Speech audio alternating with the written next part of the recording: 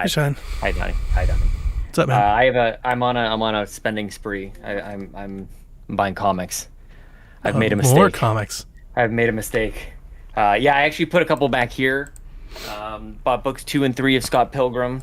Nice. Got a Batman thing. The Long Halloween. I don't know anything about any of these things. Yeah, I don't know anything But about for what you're whatever talking about. reason, Scott Pilgrim.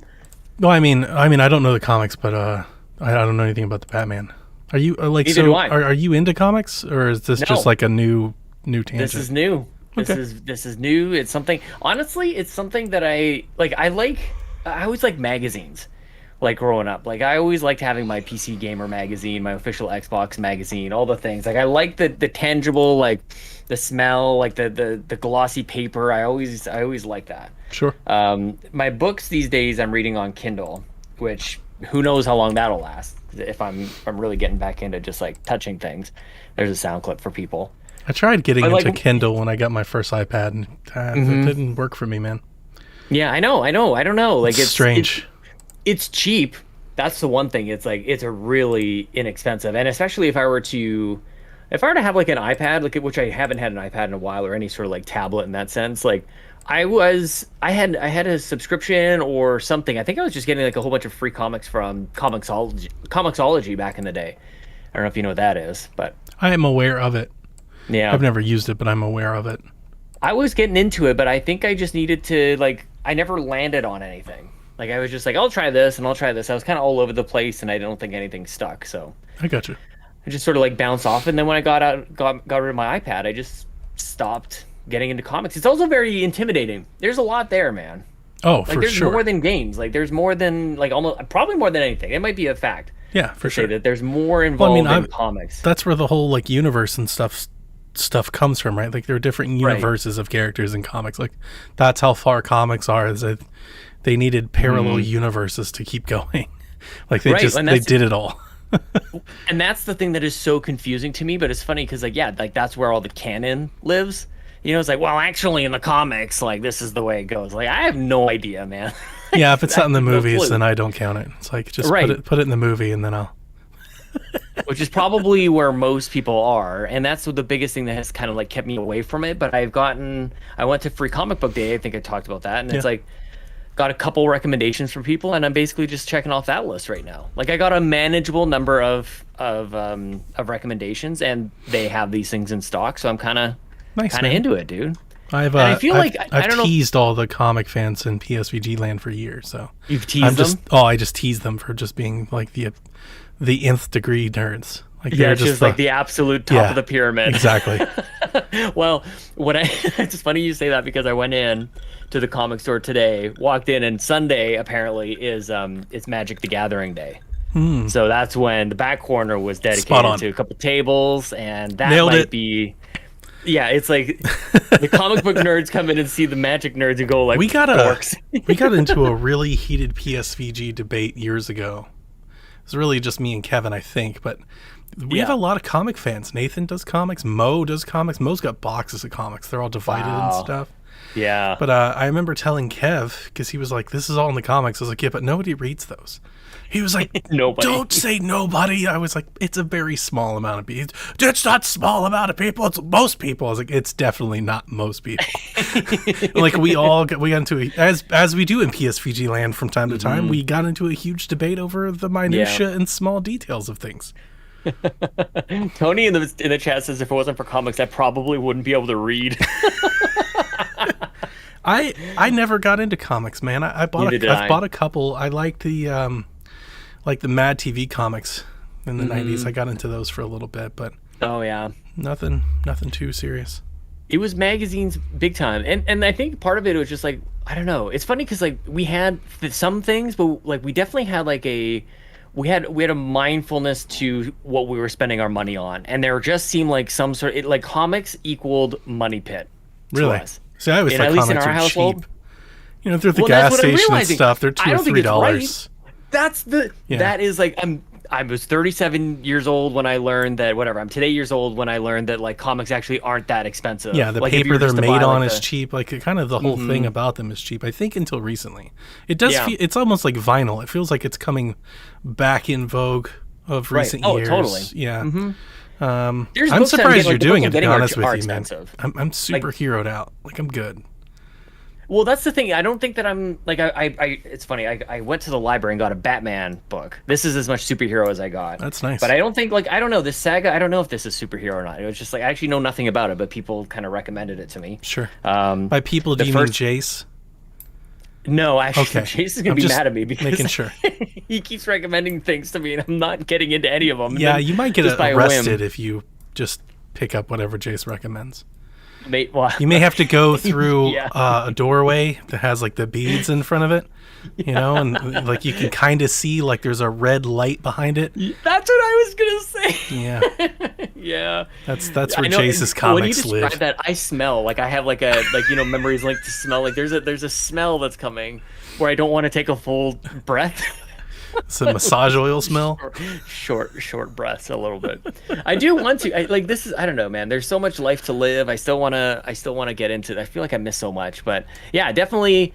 It was the infinite nature that scared me mostly about comics. But I look at these Sure. things and it's like that's like a couple bucks. But also I don't know where to start. So I'm liking these books. They look more like a book. They look like I can like start and stop like a whole like series. I don't want to be buying like the Amazing Spider-Man for like 1,000 issues or anything like that. That Yeah. sounds impossible. I like these little like I can buy 4 books and I'm good. Yeah. Something like that. Yeah. A limited But I series. could probably do like that with anime though. There's all these, and you know what the funniest thing about it was? I reached out to Andrew Semichek, who owns We the Nerdy, and because now that I've read like a comic book, I'm like, well, clearly I have to start a podcast about this. Like that's how sick As I we do. am. Yeah. Yeah, this is like, oh, I like this. I need to talk about this. I need a standing date and a group of people. Of course. Or actually, the first thing that I thought of was like, I need to find a comic book podcast. Like, if I'm gonna get into this, that's step one. Didn't Is it- Nathan 'cause I have a no- comic podcast? I don't know. Did he? I thought he did, like back in the day. There's always jokes I mean, of like that's this. entertaining. Well, no, he had a else did he podcast do? before that I think Wow, had to yeah. do with, I don't know, like superhero movies or Marvel or Mm-hmm. comics or something like that. Yeah, Yeah. I don't know. We should ask him. There's a couple. The other thing too, as soon as I thought of it, is like, where do you even start? Like, how do you do a comic book podcast? Like, that's harder than Oh, video I'm sure, games. but I'm sure there are already hundreds. I need recommendations. There you go. We Got Issues. Oh, Tony Baker in the chat. Is the name We Got Issues taken? That's a really good podcast title for a comic It is a books. good one. We Got Issues. Mm-hmm. That's actually like forwards and backwards. That's actually perfect. Just before we jumped on the Discord call, I sent a screenshot of my current status of my Xbox Game Pass subscription. I will renew. saw it, but I didn't get it. It's hard. It's hard. I just kind of did it really. We Got quickly. Issues on Apple Podcasts. Oh damn. Bobby Miller says graphic novels are the way to go. I recommend Batman, Hush, Southern Bastards, White Southern. Suits, and Nailbiter. I'm doing it in the middle. So, I saw you Would like you say that I was- heard you catch yourself. I was like, he tried not to do it. no, because I don't feel like I should be saying it like that. And I also, what I wanted to ask you as soon as I did say it was like, do you say every time you see the word like, it's always like it's Southern comfort, it's Southern people, it's Yeah. like always, no Southern. matter what, no, it's Southern. Southern. That's even how I mean that's a southerner thing. Right? You Yeah. gotta say it like the southerners do. Yeah, but I'm not from there. So trust Howdy, me, Dano. they'd much more appreciate that you'd say it's Try it. southern than southern. Please don't say Southern. Yeah, I sound like I just barely even know how to read. I'm sounding it out, like just really, really phonetic. Like, We Got Issues is taken. It's too bad. There's multiple ones too. It's not just one podcast. There's multiple We Got Issues podcasts. There was a dad there at the comic book store dropping off his, I don't know, his son was maybe like There's 13 like or 14 7 years of them, old. Sean. Oh, God. Tony Baker. You gotta be original. You'd have to do the We've Got Issues : comic book podcast. Nail it. Yeah. Bury them all. Bury them all alive. They won't even see it coming. We know what we're doing in podcast land. Well, you guys do, Tony. I mean, he was right there with the name. I got nothing. I don't know. The most original thing I could come up with plays video games. It's probably the first thing I should have called it 6 years ago. 7 Read some years comic ago. books. There you go. There you go. It's the offshoot. Read some comic books. Done. We did it. Yep. Okay, so we'll shut this down. Sweet hang. I mean, sweet hangs is like, I don't know. There's a word that I use often. That's how we came up with this one. Turn the page. Nice, Robbie. Oh, that's good. I guarantee you that's a podcast. Those are all things I want to do. I want to do like book club type of stuff. Like that's the dream. But who the hell has time for that? And it takes organization and all the other things. It's just impossible. It sounds very appealing to me. Sure. I guess it's kind of what we do with podcasts, like what you've been playing. You kind of just talk about your own thing, but you don't really like agree to, in a month we're all. Well, some people do. This thing. Flexipose has like a like a standard get together thing, right? They do they played Final Fantasy together and stuff. Yeah. Some people do that. The backlog folks do that, right? They pick a game and they're like, we're all going to play this game. Yeah. I could never subscribe to something like that.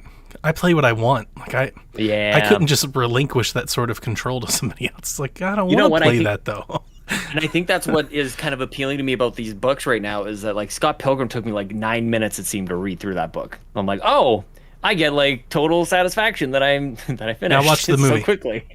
Yeah. I just did the first book. I think there's 6 or 7 of them. So I gotta. I'll save you a bunch of time. Just watch the movie. I like the pictures. I really. Have you played the game? All these little. Yeah, well, like the beat 'em up. Yeah. Yeah, I played the beat 'em up, so I kind of know where like things are going here. Like I love that Seven game. Boyfriends. I was so happy when it came out. Yeah. Yeah, I'm just loving life right now. I don't know that there's really anything. Now I gotta find things like that where it's all the things. There's a soundtrack to it. There's a video game with a soundtrack of its own, with a movie and a book. Like that's like I'll just dive into all the things. Sure. It's kind of like just overload on it. I mean, when I get into a new thing, I'm definitely like this past during COVID, especially during like lockdown, I started getting into like Formula One racing. Did you really? Yeah, and I started like talking to some of the folks, mainly Seth in our Discord, who's been into it for some time. Yeah. So we started talking, and he got me into like there's a Netflix show about it, and then that Netflix show got me into a podcast about it, starring Danny O'Dwyer, by the way. No Clip and GameSpot and all that. I love Danny. Yeah. Oh wow! No, I've always actually really enjoyed Danny. He's very talented, but he knows it. He's kind of up his own ass, so there's that. But yeah, so it's like I've gone down that rabbit hole. It's been a minute. The Formula One's really the only one I can really think of. I tried doing it for horror movies, and I guess you could say that I do because I still subscribe to maybe 2 or 3. I haven't found a whole lot of horror podcasts that I enjoyed. I think that was a big reason. Like a big motivation for starting Decade you gotta of make Horror. your own. Mm-hmm. Yeah, so it's like they're good, but nothing that I was really driving with. There's like a Masters of Horror like complement to the TV show that I kind of enjoyed because it's more like interviews, so it's more about access. You can listen to directors and writers and actors actually tell their story. So I wouldn't call that a podcast. Like the ones that I found that are podcasts just from fans, I haven't found too many of those that I really enjoyed. Yeah. Yeah. There's some. Okay, so talk to me about like getting into F1 though. Like in terms of like you don't know anything about it. Like why did you want to even get into F1? How does that become a thing? I had a friend of mine. It's not even really a friend, an acquaintance who was telling me about it. Yeah. And the thing that I didn't know about it is it's quite dramatic. Like off the grid, I guess. That's what that's where I was going with the question is like there's stories. There's lots of stories and it's really dramatic and like almost high schoolerish, like the backstabbing and the constant turnover and the constant politicking that these it's almost like a wrestling show in a lot of ways. So he was telling me all about that and I was like, well, that's kind of crazy, but like you have my interest. So I was like, I watched it and I didn't understand what any of the things mean. So he starts telling me about the lexicon, like the language. Start learning about that. And he's like, you really should watch this Netflix show. And even when he told me that, I think I waited like 6 months to do it. Right. Like I was. That makes sense. I was just really bored. And I was like, let's try it. And I got like the Netflix show, by the way, is incredible. It's some of the best programming I've ever seen on Netflix. It's really, really binge worthy. Why do I show up to the show without a like notepad or something? I gotta write this down. You have a dry erase board. I know, but it's actually full this week. This week. I mean, you don't have to do it. Just, I mean, just because, like, if you're not into auto racing, like, you don't have to do it. No, but... I like. So my brother's into, and they're like, I'm intrigued by this a little bit because, like, just like anything, I feel like you could almost be into whatever's on ESPN, the Ocho, like the odd sports, and just like if there's a story there, I feel like that's so the Netflix show more interesting. Does a really great job of giving you background on the players and setting the board. Who are the teams? Who run the teams? Why are they doing this? Who are the drivers? Where do the drivers come from, and where are they going? Because there's like this giant feeder system, kind of like wrestling, where there's like the main leagues and then there's like the underlings, and every now and again, like an underling will outpunch their weight and like show up on a podium or win a race, and that's like that's a huge deal. Story as old as time, man. Yeah, so and because of all that, and it's crazy hectic. People are coming and going and getting fired and getting rehired and changing teams. And here's the craziest thing. If you're into sports, they do this mid-season. They don't even wait till the season's over like every other sport in America. Like, they will announce while they're racing with one team that next year I will be racing with another team.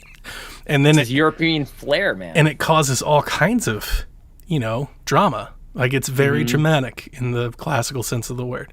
And I know Talladega Nights is NASCAR, but does it make you think of Talladega Nights a little bit? A little bit, but because here's the thing. F1. The funniest thing is, what it made me think was NASCAR needs something like this.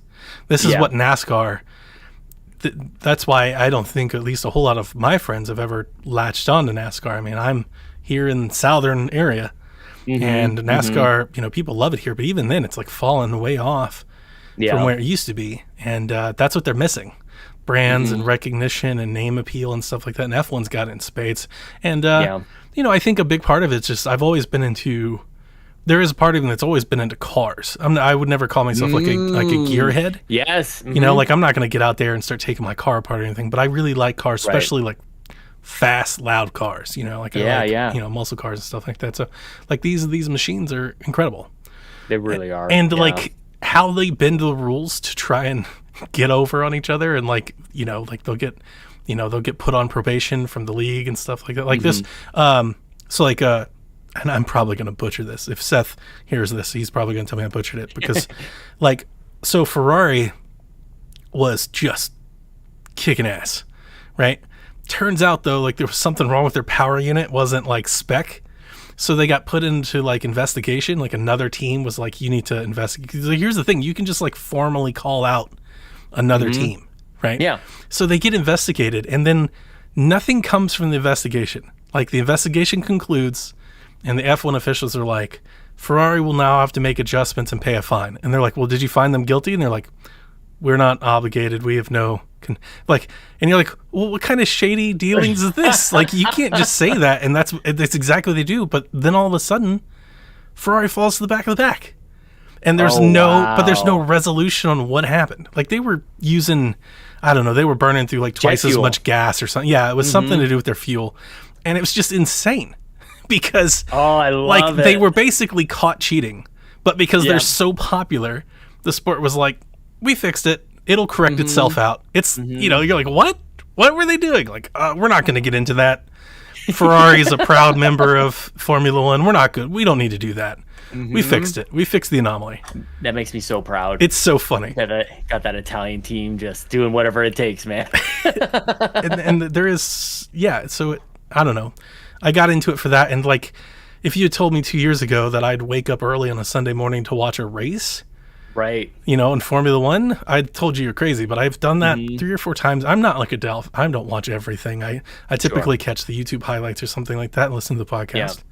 But for the main events, for the big ones, like I've woke up to watch them, and it's been a very dramatic season so far. Damn, you should let me know when you do that sort of, like, that's the type of thing I could, especially if other people are into it already and can, like, and you're really good at this. I have another friend who's a lot like you in this way. Like, you're really good at just explaining, like, this is what it is. And even if you're not as in tune with it as Seth is, pardon the pun, like, it's fun for me. Yeah, Seth's real into it. He's all into I'd like to talk to him about delivery and everything, and he gets way into the rules. Great. He can tell you all about all the regulations, everything. Like, I'm more of a passing interest. I'm more into the drama. I'm more into the free agency and the backstabbing and stuff like that. I'm more into that than I am actually not like the precision and the Yeah. dedication, Yeah. the whatever it takes to like that turn that they just made, like where they go like, oh my gosh, I can't believe you made that turn. You're like, I don't know, that looked Like like a Seth really likes Max Verstappen, and he's like the hot shot rookie. yeah. He's not a rookie by any means, but Sounds like a super villain. he's the young guy, and he's just a total asshole. Like, I love it. he tells people straight up, like he's kind of a, he's really full of himself. I don't like him as much personally. He's really good. He might be the best racer out there. Yeah. But he and Lewis Hamilton, who's like the Tiger Woods of the damn sport, Yeah. they're in a neck and neck right now for the cup. So Can there ever be another Tiger Woods? Is that like Oh, for is sure. it just over? no, for sure, it'll probably be Charlie. Like this college kid who's all on like steroids and stuff? No, his son, Charlie Woods. Oh, you were telling me about this golfer who's like this young kid. He's just jacked. He's He's not on steroids. That is, that's Bryson DeChambeau. Yeah, just crushing the ball, just He going after it. he is great for golf. It would probably help if he was of a different nationality. I think golf is plagued from being such a sport that caters so much to So white white. people. Yeah. I think that's obviously that made Tiger Woods very, very popular. It was great for the game globally. So, I mean, there's Yeah. nothing wrong with it. But I hate that there's a part of me that hates because I know that I'm like, man, if Bryson was, if he was Asian or black or something, like people Right. would really care a lot more. Because Bryson he's something else. Talented, He's actually yeah. in a feud with another golfer on tour where they caught them off camera. Like they thought the camera was off, but it was rolling. Yeah. Just Oh, no. tearing each other a new one, like Love it. yeah, I love it. he's a natural heel, and golf Yeah. doesn't have those. That's kind of I think that's a big reason why, its popularity has really fallen off because You need a Happy Gilmore. It was clear they laid out the whole golf formula. has always had stars. The problem Right. is that those stars, when golf was popular, it's because those stars had adversaries. Tiger really didn't have any adversaries, and I think that hurt the game. Yeah. And there's too many, like everybody's good now. So there's too much parity. I don't think golf is a sport where you want parity. I think golf is a sport you want greatness. You want you want stars chasing greatness. You want Venus Williams. You don't want everybody, a new person that you've never heard of, winning every tournament every week. You want No? to see somebody dominating that sport because that'll make the casual folks tune in. It is funny because like that gets me just thinking about just dynasties in general. Like that in a certain age, I feel like we kind of got bored of dynasties after a while. Like you got the Oilers in the '80s, or even the Islanders or Who? Detroit Red Wings. I'm talking about hockey for just a second, if that's okay. You don't know who the Oilers are? I know exactly what you're talking about. I just think it's hilarious that when you son of a think bitch. dynasty, you immediately go to hocky. Like I don't think anybody in wouldn't I? America thinks hockey when they think dynasty. When you think dynasty, you think of the Yankees, the Lakers, the Celtics. What are you talking about? Who cares about baseball? The Chicago Bulls. I'll agree. We can agree on the Bulls. What are you talking about? The It's not that Oilers. outrageous. It's not that outrageous. They won 5 cups in like 6 years, dude. Nobody knows that. Yes, they do. We can't agree on the Bulls. The Bulls probably would have been a better place to go, but it's not that laughable. You God, went I hate you so much. immediately to hockey. The Mighty Hey, anybody in the Ducks. chat want to jump in here? The Mighty Ducks were a dynasty. What the hell are you talking about? I mean, come on. Like, they won the Youth League, right? Then they won the Junior World Cup. Then they Well, let me go went one to better. the How about NCAA the Edmonton- Finals, man. The Edmonton Eskimos were a dynasty in the Canadian Football League. So much so at about the same time as the Edmonton Oilers. They called themselves the City of Champions. We were just so hot on ourselves, man. I'm glad we We've had since- this last we- 5 minutes of recording. That was you friends can't off forever. you can't script that. Daniel says, "Tell him, Sean." But yes, golf has always been more popular, I think, when there's a dynasty. You think of Yeah. golf, you think of Arnold Palmer, Jack Nicholson, Gary Right. Player, you think of Tiger Woods, obviously. Mm-hmm. Like those are because they're dynasties, because they chase greatness. That I don't think people care about golf until somebody's on the cusp of greatness. You got to either be like Cinderella story, underdog, Mm-hmm. coming down the final 9 of the Masters. It's got about 8 iron. Nothing. What's happening? Caddyshack? Bill Murray? I know Sean? Caddyshack. Nobody cares about golf, Donnie. Doesn't feel shitty, doesn't it? No. Feels bad when somebody You're does that. hating Bill Murray. I don't want Bill Murray like everybody else. If you want to go Bill out on Murray. the limb of hating against Bill Murray, I don't hate my Bill guess. Murray. Well, that's what I was I don't quoting. hate Bill Murray. You know, It's Bill fine. Murray, Cinderella story in the 18th Theater Augusta. Anyway, Wasn't the best impression. yeah. So, well, I'm not very good at impressions, but yeah, when you're chasing greatness, you're going for all 4 majors in a year. You're going to break Yeah. Jack's record. That's when people care. Well, so speaking of baseball and nobody caring about baseball in Canada, unless you're into the Blue Jays, nobody cared, at least where I lived, around baseball until Sammy Sosa and Mark McGwire. Yeah, roided start themselves chasing to home runs. We should give that the was- baseball players roids again. Just do it. There's a great SNL skit back in the day of Or just move like the the wall steroids up. Olympics. Up? Yeah, like just move like the wall. taller? No, Or closer? inside so we can hit more home runs. Like everything it's just the game is crushed. boring as hell. Cato says you said dynasty and immediately thought of Alabama football, so that may be worse than No, hockey. no, Alabama. I mean, that's spot on. As much as it pains me as a Buckeye fan to say, I mean, they are the top of the walk. Like what Nick Buckeyes? Saban has done is incredible. Yeah, dude, I'm from Ohio. Why is that better? Why is that better? Well, I mean, it gives the sport, a bar to chase. I mean, in my example, to why be is honest it better with than you, my example? Ohio State beat Alabama when they won their national championship, and for that, it makes it sweeter. It does. That's great. It does make it sweeter. I think we're just talking about two different things Oh. than the Oilers, than the Edmonton Oilers. Like, why is that example better than, like, more acceptable than? Well, because everybody knows NHL. Bama. She didn't have to say it. She just said Alabama.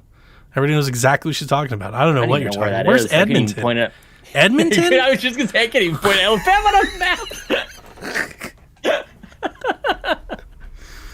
Oh, welcome to the last ever whatever the hell this is. Was the Edmonton team or those Gretzky's team? It was Gretzky. Yeah. See, yeah. I know and then there was more even than a bigger, you think. and it's all spoiler. Or I it's know all, more than you think.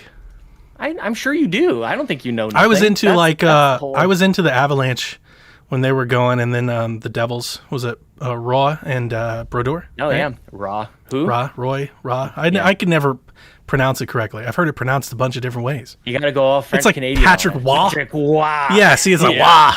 I've heard of some Roy, rah. See, the thing is, who knows? Go back and watch like late '80s, early '90s hockey, and the goalies are awesome. Like the masks are great, and like they're flailing all over the place. You got like Dominic Hasek, Patrick Waugh, and then they started to get a little more control with like Marty Brodeur, things like that. But like the blocker saves, stack the pads, they're just like flailing all over the place. Do they still man. do the trail on the puck, like the power shot? That was Fox. You can thank Fox for that one. I'm somewhat nostalgic for like '90s hockey programming.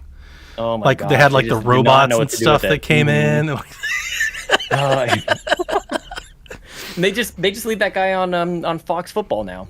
The robot does a little dance and everything. Yeah, that's true. I do, as much as like, being in Canada and really having not. It's funny talking to Canadians about the NFL, and like everybody picks their own team for like various reasons, and then we'll call it like they'll talk about like we. You talk about your favorite like sports team. Of course. People say like we do this, we Yeah. do this, and that We're was in it always together. like that was off-putting to me for a long time. Because I'm like, you don't live there. You don't even live anywhere closer. You just like pit the Steelers for some Sure, reason. Like, yeah. why do you say we? But It's your fandom. You're Yeah. a part of it. You're a part of the collective. that's just it. And once you do, like, it's kind of all bets are off. It's just really fun. Is it? You know, you kinda As I say, forget- it's no different than fandoms with like their favorite console maker, their Oh, favorite dude, publisher. I think I don't know. I was gonna say which one of them is worse, but I actually don't know which one. If I could pick, like sports fandom or games fandom, I'm not really sure. Yeah. Because they're both pretty dorky. Like, there's definitely like an element of nerd to. Oh, of course. sports Like when you fandom. buy companies' merchandise to wear to show support of, I mean, like you've entered into a whole new thing Yeah. for sure. Dano says that's perfectly fine, Sean. Don't geographically lock me to a state's team. That's the thing. Like, it just took me. I'm not saying it's wrong. It just took me a while to get myself over that, because I'm lucky enough to like live in a city that has like a hockey team. Like, there's lots of people who. There's only like 6 or 7 hockey teams here, and even fewer anything else. There's one baseball team for the entire country to stand behind. So like, what else are you gonna do? You got Most Canadian people football. would pick like. You got Canadian football. Yeah, but dude, Canadians will hate me It's about like this. the I think Canadian Toronto football is Argonauts or horrendous. something. Yeah, nailed it. Argonauts. Yeah, it's atrocious though. It's laughable. I just look at that and like I think the production is terrible. Like they just, I don't know, man. I like CFL. the idea of like the wider field, but they should adopt everything else that the NFL does. It's the full speed offense. Like when they hike the I think ball, you'll have an NFL team before too long. that'd be good. I think That'd be great. I could definitely see the NFL putting a team in Toronto. It would just be the end of CFL. Yeah, that's it definitely always the will thought. be. But I wonder if they do that there, because I know there's been a lot of talk of them going in London and Mexico City. I could see them doing some sort Oh, of wow. international thing, because they don't want any other. Imagine the travel for London. It's so popular. They already play games in London now. They I know, have well, been like for preseason, years. They do like the first week or like Yeah. just before it starts. They kind of do that. No, They they do do. that with They do NHL as well. live London games during the season, real games. The Jaguars have had done totally 4 or missed 5 that. of them. Yeah, Wow. and they get fans too. That's the craziest thing. I'm sure they do. Like, people buy tickets to see the Jacksonville Jaguars play in London. Speaking of dynasties, I'll tell you. Oh, of course, you can't. Yeah, it was Obviously. Jacksonville. Yeah. It was funny. We went to a hockey game. I got married in Florida, and we went to Sunrise and saw the Florida Panthers play the Montreal Canadiens. And they were celebrating their 20th anniversary as a franchise, the Florida Panthers. And it's like, who the hell cares about the Florida Panthers, man? Like, they haven't done anything in 20 years, We don't. right? I mean, there's Tampa. Tampa's Sure. done pretty Yeah, good. the Lightning. Look at you. Got all this. You learn from NHL these games. I mean, I grew up somewhat of a casual hockey fan in Ohio. Hockey's pretty popular. I remember going to Ohio State hockey games. They're really fun. Yeah. So I was more from that angle, but I mean, Yeah. I have a atmosphere kind of thing. I have a passing awareness of hockey. It is just funny to me, not to get too deep into it, but it is, it's the whole, you don't know how weird your family is until you like go to somebody else's house and you're like, wait, what do you do at dinner time? Like, how do you, you do your cereal that way or whatever. And that's hockey for me. Like I just was like most Canadians, you're just born watching hockey. Your dad's probably watching it while you are born. Sure. In the other room. And then like, as I've become more friends with more people from around the world, it's not obvious that people just like watch hockey. And then I look at it from maybe thinking of it in another way, and it's like, it is a weird sport. These guys are on skates, like just like running around sort of on ice. Like it's a very strange particular kind of sport. It's not like basketball, they're running around. NFL is on grass. Like baseball makes sense. I've never thought just that hockey's strange. hockey doesn't do itself a whole lot of favors on TV. Hockey's way more You don't fun think to so? watch in person. Yeah, I think of all the major sports, I think hockey showcases really poorly on TV. Like the angles that you get aren't necessarily better than being there in Yeah. person. I think the speed at which they're skating doesn't come across the television set as it does in person. I think that's on every sport. Every single sport is like The that. game seems much faster in person than it does on TV. Where the NBA, Oh, yeah. having gone to a lot of NBA games, you don't understand the size of the players across Yeah. the TV like you do in person. But the NBA, I think, is almost better to consume through the TV. The angles that you get to watch them play and being able to see the court from the entire perspective makes following what's happening better, easier. Yeah. You can see them desperately trying to fix that in hockey where they'll like attach a webcam or a camera to the referee's helmet and go like, look at this guy's angle or look at And the that's goalie's just angle. chaos because now you're just being thrown in. You're sucks. like, who's who? Where? Who's got the puck? Totally. That's the thing. Like with hockey, that I think is hard to get across just to like a casual viewer. It's hard to follow Yeah. through Yeah. the TV if you don't know what you're looking for. That's even more on soccer, which I feel like if you're laughing at hockey, you laugh at soccer even more. Like I mean, soccer, they just probably- like throw a camera on the top of the damn stadium and go like, watch. I probably would. The thing with soccer that I never quite understand is I had a friend of mine who's a giant soccer fan. He was like, he walked when Atlanta got a team. He was down there when they unveiled the damn thing. He used to always tell me that, so like in football and basketball, like you have a play, like you do Yeah. a play and then Yeah, yeah. like then it resets and you do another play. He's like, soccer's the same way, except there's no reset. Like the play is happening like in little bits and pieces throughout the Yeah. game. And like, to a soccer fan, that's exciting, and I think to a casual Yeah. fan, it's totally not, because a Well, that brings play, me all the a play might be like 2 or 3 players like trying to make a run, and then like they kind of kick it forward, and then it just goes out of bounds, and then that's it, and you're like, why are we watching this? This is boring as hell. But like to a soccer fan, that was a play, like that was an exhilarating attack, even though it meant nothing, it was not even close. Like that's a weird thing about soccer.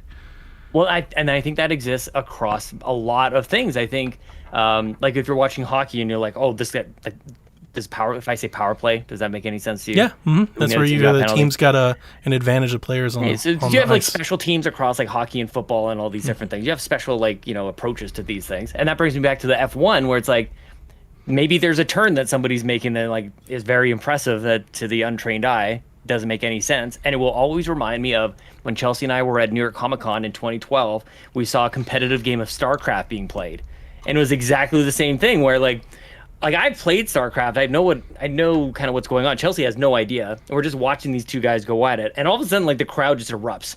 I'm like, I have absolutely no idea what just happened. One of those players, like somebody's winning now, right? And it was just like felt very, very displaced. But there's nothing quite like just getting into it. You just gotta go. Yeah, gotta go. Of all the sports, what's the one you think like you just gotta be like you gotta be there live? Like if somebody gave you like center ice or like center field. Ooh, okay. This is easy for me. This is easy for me because I've done it a few times. Courtside in an NBA game. Yeah. It is so. You get closer to that than anything else. It's so much fun when you're really, really close to the court. Like I've gotten to be an NBA snob. I tell my friend he gets tickets every year and he always wants me to go with him, but he gets like tickets in the nosebleeds. I have no interest. I'll just watch on TV. Like my TV experience at home is better. So like I don't go to NBA games unless I sit real close. First, second row, max, if not on the court. But when you're on the court and you hear the players talking shit to each other, and you see a 7-foot dude like run by you, it puts the game in a completely different scale, and it really makes you appreciate what's happening. It's so funny because I see that, and I'll also say this, that if you're watching highlights in ESPN, man, you'll see like LeBron James, standard line, he's 32 points, 9 rebounds, 7 assists, and you're like, oh my God, he dominated the game. I went and watched a game where LeBron did that, and you barely even notice because it's just a part of the game. Wow. Like he's just playing, and then you just look at the line, and you're like, oh my God, he's killing these dudes. But like, it takes the whole numbers fantasy out of it, and then it's just like ball, right? Like they're just on the court against each other, and you're just playing. And I think the basketball. I think a big reason why that works for basketball more than the other sports that I would argue, there's just not as many players on the court. It's a much more game. The game is much more spaced out, and you can focus on things much more. You don't have so much chaos happening. So I think getting real close to a really high level basketball game is always a treat. Like you don't even have to like the teams to get into it. I mean, it's really, really fun.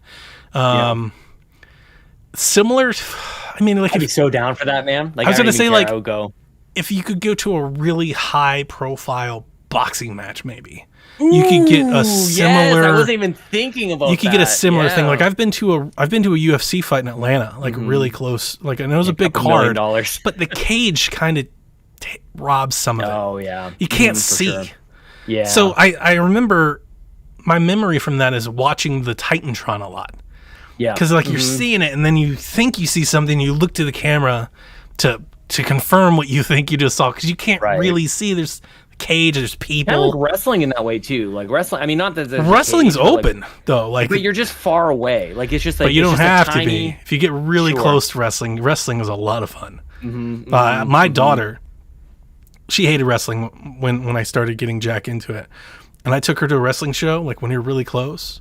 Yeah. And she loves that. Like different. One of the things we did, like we had an indie wrestling show at her high school, and we took her, and it's just like some old retired WCW dudes wrestling down here in Georgia. We were in a chair 7 feet from the like one of the guys. He used to be in Raven's Flock. He came and sat in our chair. Like he held a sign. He put his arm around my wife, like in the match. Yeah. So when you're close enough that you can kind of have that camaraderie with what's happening, wrestling is a lot of fun. But you're not going to find that often at like a big WWE show. Totally. Well, and you need to go to a house show. I've been to a house show. Yeah, but we were so far away. Like, you got to get close. Money, and I mean, house show in Edmonton. Like they're not doing anything really. Canada has a long history with wrestling. So we finally got. I think it was a couple storied years. Storied history, like you're like the Canadian. That's the thing. They should have been around. One of my favorite events that have ever happened was it the Canadian Stampede match? It was USA versus Canada, the Hart Foundation versus the US. Yeah. Oh, that was incredible. They used to come out with a flag and everything. That was great. Yeah. Yeah, no, it wasn't until like late into like 2000s, like SmackDown came to Edmonton. That was a big deal, like at least for us. I think that was actually Yeah, I know pretty that decent one. Kevin Owens, when the SmackDown was in Canada last, like he spoke French, and like made the crowd pop and stuff like that. Yeah, they placate to the Canadian crowd yeah. quite well. I think like one hair is a what you mess. see. Look I at his love it, dude. You curls, gotta dude. no, don't ever change it. Ugh. That's what are you talking about? But it's perfect. I've been a mess, man. I've had a rough day. Well, environment I think is also part of like where you want to be in terms of a sports game. Like you want to be like at a playoff, like World Series, like baseball Of game. course. Oh, yeah. You know, like what have I think I've only been to one baseball game. No, I've been to a Blue Jays game as well, but I saw like the Yankees play the Blue Sox or the Red Sox. The Blue Sox. I mixed up the Blue Jays. Sure. Whatever the colors are. They got the White Sox over here, the Red Sox over here. Yeah, man. The rainbow Sox. I'm actually low key. I don't know if I'm gonna go because the Delta is really bad. I contacted a friend of mine down at the Dome, but like the Browns are coming to Atlanta this weekend, and I kind of want to take Jack. He's never seen the Browns. It's a that'd be preseason awesome. game, obviously, so I'm pretty sure I can talk to a friend. I can just get in for free. I'm more concerned like, can I watch the game somewhere? Like we won't be surrounded by people. Right. You know, like if we wear a mask, like is there a safe way to watch the game? You know, maybe like in a section higher or something, just to take him, just for the. I think he'd just dig the experience. Like we don't have to be close. He just loved seeing them in person. And you can find a space, whether or not you're in the seats that you purchase or whatever. I contacted my friend runs their security down there because you know, like we did our vaccination program at Mercedes-Benz. So I contacted my friend. I was like, let me know what you can do, and I'll think about getting tickets or something. Are they still giving people shots like at sporting events right now? Like you can just like go around back and. That's a big part of our vaccination program. Because good idea. What we're trying to do is we're trying to reach people. You know, it's one thing to ask somebody to leave their house and go out of their way and out of their schedule, and it's another thing like if they're just there, and we're like, hey, you want to just get this done? Like you're here right now. You know, and it's just that like probably people have been meaning to do it. I think that's a big part of it. Is you know, people are busy. People have lives. They just well, like people devs here. If there's anybody that's hesitant or something, like they're not going to go out of their way to break that. But if you're just right. there, and it's so convenient, it's like, hey. Or even like we're doing a concert where we're giving people money. Yeah. You know, we're like, hey, get this vaccine. It's like $50, man. It's your drinks and stuff. Wow. Just straight up paying people to do it. I mean, we had like a lottery here that you can like get a chance to win $1 million or something. Yeah. I don't know if it actually got anybody who wasn't going to get it doing it, although maybe it's exactly the people. Sure. It's like, so you're saying there's a chance for $1 million. Sure thing. Yeah, man. Anyway. So how are you, man? How you doing? Doing okay. We gotta get you a massage. We gotta get you a massage. We gotta get your neck fixed up. I'm going to the chiropractor. I went to a new chiropractor last week, and I'll be there on Wednesday again. Feels a little better.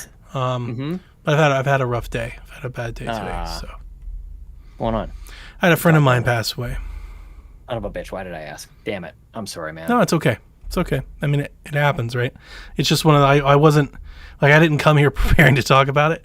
But like if anybody can tell, like my mood is not as chip as it normally is. Like that's why it's been rough. I found out, yeah, man. It just she passed away 6 months ago, and I just found out today because they couldn't. They couldn't find me. I talked to her mom, and she was like, you know, like we tried to find you for days, but I don't have Facebook, and they didn't have my cell phone number.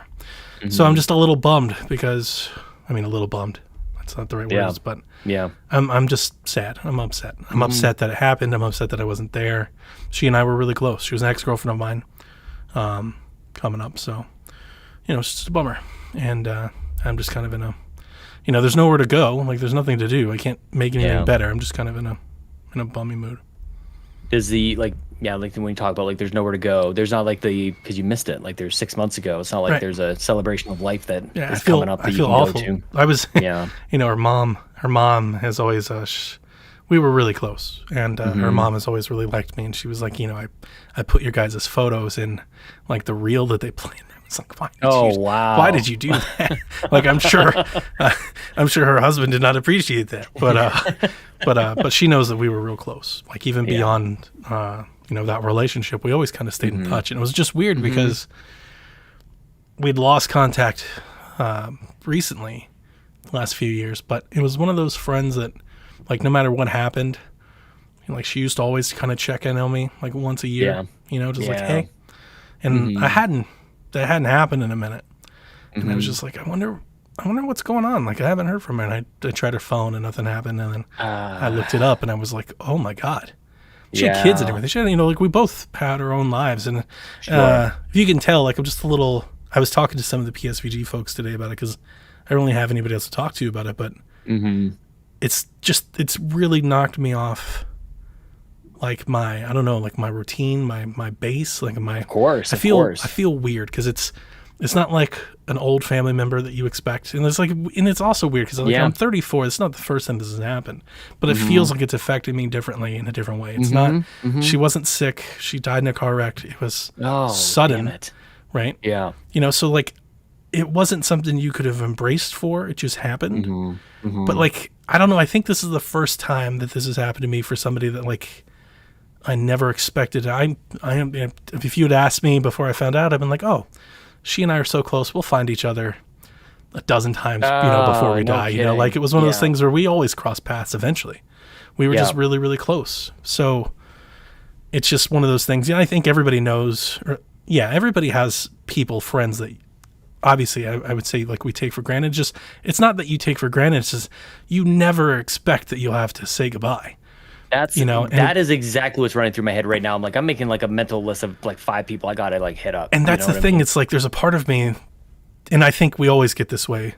We always get really reflective over death. So I realize that I'm just kind of going through it, which makes me feel weird because I don't even want to talk about it because it feels so cliche. But it's like this really hit me in that way. It's like here I am, podcasting and playing video games, just doing my own thing. Meanwhile, this fucking whole thing happened, and I missed it, and I should have. I shouldn't have, and I feel bad that I did because she was always really supportive and there for me. Yeah, blame yourself for missing it is not the takeaway, man. No, I know. I blame myself. It was so funny because when I first found out, I was like mad. Why didn't anybody contact me? Like obviously, I was a big part of her life. Yeah. A few years ago, she got in a car wreck and broke her arm. And I was I was there at the hospital. Like her mom called me and I showed up and so I knew that I was like I'm on the list. Like I knew that. Right. And it didn't dawn on me actually, and I think this is somewhat I don't know, maybe conceited of me, but I was just sitting there thinking, I was like, with all that I do online, obviously you can find me. And then I Googled myself today and it's like, not really. Yeah. It depends on where you Google, where you click, and if you know what to click. Like it's really not. I actually felt like it was a lot easier than it is. So I don't know. I feel bad that I wasn't more available. Time to rename the podcast. Play some video games. The Donnie Reese podcast, starring Donnie Reese. Right, because it's like you can find me pretty easily. I think if you go to YouTube and type my name, but like nobody does that, especially older people that don't know anything about us. Right. So I just feel I just feel a little down that I missed it because especially hard if they use Bing. Google, they might have a chance, but if they use Bing... because I hopped off Facebook in 2010, 11. Yeah. And I've never been... It's just so... It was intentional. Yep. It was intentional to sever a lot of, like, that quick connection to... Not what I would call friends, but, like, acquaintances. There are a lot of people that just keep tabs on you that really don't need to. It was the first social media a lot of us had. We're just like, add everybody. Yeah, my wife is that. She's got so many people on her Facebook she don't even know. Like she's like, I met that person 8 years ago. I'm like, totally. Why are you looking at pictures of their kids? So dude, that was like a party thing. Like, let's add each other on Facebook. Like, we met tonight. First time. There's probably still on there. I hopped off, and I think I've benefited greatly because of it. Oh, definitely. Until today. Yeah. And today it's like, should I have done that? So sorry to bring it down, but you asked, and I feel like people are. I knew when I got on today. I thought about not doing this today, and I was gonna say I talked to my wife, and I was like, I'll do it because it'll make me feel better. And it always does. It's one of those things where like I feel like both you and I, we find a lot of solace in contentment at the microphone. So I knew it would make me feel better to talk to somebody. I don't really have folks to talk to. Yeah. So, but it's heavy on my mind. I hope you're able to stay in touch with the family. That's overly painful. It makes it even. So let's have a laugh about it then. It makes it really weird because she is an ex-girlfriend of mine. So it's like, how do I? Right. You can't really like go to your wife and be like, I'm really upset. Right. Like, and obviously I did. My wife is great about that, but it is weird because like her mom's sending me stuff. She's like, well, she kept all this stuff from you, and we wanted you to have it. Like, we have a box. She's like, I'll drop it off in the Chelsea mail. has an ex that I'm sure if he passed away, like, it would be devastating for her. Like, they still stay close friends, and it's like, I don't know. I get it. Totally get it. Exactly. So, it's weird, man. It's weird.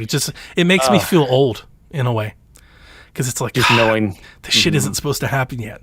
Yep. Like, well, we got 30 years before this shit starts happening. Like, why is this happening now? I think it just accelerates from here, and this year is pretty tough. Bobby at the start of the year, and then this, and and this has been, sadly, like, this is something that's been in my world for quite some time. It's just like, golly, like, when I sit and reflect on it, it's like, exactly your point.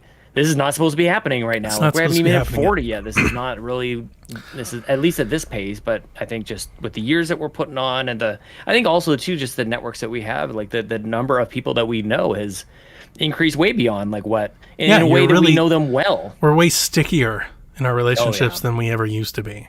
Like my grandma had a phone book, and she would have to go through a phone. Like when my father died, I had to get his phone book to call friends. Because I didn't know who the hell his friends were, right? Like, I loved phone books, man, alphabetized and everything. But all of that stuff now is just digitized, and like it's just a Facebook post or a Twitter post. And I'm really happy that I found her mom. I had tracked her mom down. I actually had to I had to call a friend. I'll just call it that, a friend who has access to systems that have people's information. And I was like, "Look, I need your help." And he was like, "Absolutely." And I called her, and it was it was very relieving to talk to her, but it was also like really hard in it. Because like for her, this happened already. For me, like this just happened. Like I just found out. And but it felt great. It was so, I don't want to cry, but it made me happy that she knew who I was when I called. Oh, wow. Yeah. Because how many years has it been? Decades. Oh, Nikki and I have been with your wife. Nikki and I haven't seen because I've seen her a few times even after I was married. Like we still stayed in. It was basically since I moved. Like when I moved here, I put 2 or 3 hours of travel between us, so we don't cross paths nearly as much. Right. Because like I said, she had her own life, she had her own husband, her own kids. So it wasn't anything like that. Kids, man. It's just one of those things. I think everybody has that relationship where, like you're still really. I would hope. I mean, we were still really, really close friends even after our relationship was over. Like it never ended like that, Yeah. So, but I hadn't seen Nikki since I think 2016 in terms of seeing her in person. And I think the last time I heard from her was 2019. Oh, man. Yeah. So I'm really sorry to hear that, dude. I appreciate it. But like I said, it happens. And I'm always in this weird headspace where I'm like, God, I feel awful when I should talk about it. I'm like, but nobody wants to hear me talk about it. And this happens to everybody, like, I don't know. Like, don't do that. I play this dance and I go back and forth. I don't really know. Of course. I would do the exact same thing. Right. And that's what I think. But I'm telling you, no. I think it's normal. It's whatever it is, whatever you're doing is normal. Everybody does it differently. Everybody grieves differently. I think that's the biggest thing. I think we all sort of like collectively felt that with Bobby big time. Like, it's just like, oh, that's what you're doing now? Like, it was the first thing I thought of actually was Bobby, because when I first found out, I'm not gonna lie, when I came across the obituary, it was like COVID. Yeah. I was like, oh my God, like another one. We're continuing to lose people, and like it's starting to take a toll on our staff. Like our staff at work, they're really distraught because it's just getting worse, and it's like like we're not on the front lines per se, but like we're really engaged in this, and it just feels like we're getting our ass kicked. Yeah. And that's depressing. And I can only imagine what like a respiratory therapist feels. But like for us, we're just like, this is a losing, like, who cares? Like, why are we doing this? Nobody cares. I get it. I absolutely, like I was, because I worked at I still work in a healthcare charity, but for some reason this is different now working at the hospital I work at now. But like working for a cancer charity for 10 years, I'm like, every headache I got, I'm like, tumor, obviously. Like you are connected when it's just like, your mind space, whether or not you're front line or not. But like if that's what you're talking about all the time, it's what everybody around you is talking about, it's like top of mind all the time. How can you not? I don't know. The first thing I thought of was Bobby, because it was probably the last person that was really close to me that passed. And I mean, I don't even say we're really close, to be honest with you. And with Bobby, it feels a little different, obviously, for me than I think it does for you. But like with Bobby, we had each other. We had a community of people, and we were there. You could almost like find comfort in the fact that, you know, like we weren't prepared for him passing. I don't think any of us actually thought that was a realistic way until you were like, dude, he's in a coma. You know, like I was like, that's when it hit me. But I was even like, then- this is serious. And that was it. Like I was kind of talking to people about it, like he was in a rough spot. This is not good. But even then, I was still like just not even like it's gonna run its course. It's gonna he'll get his treatment. We And thought he was going to be fine. be back.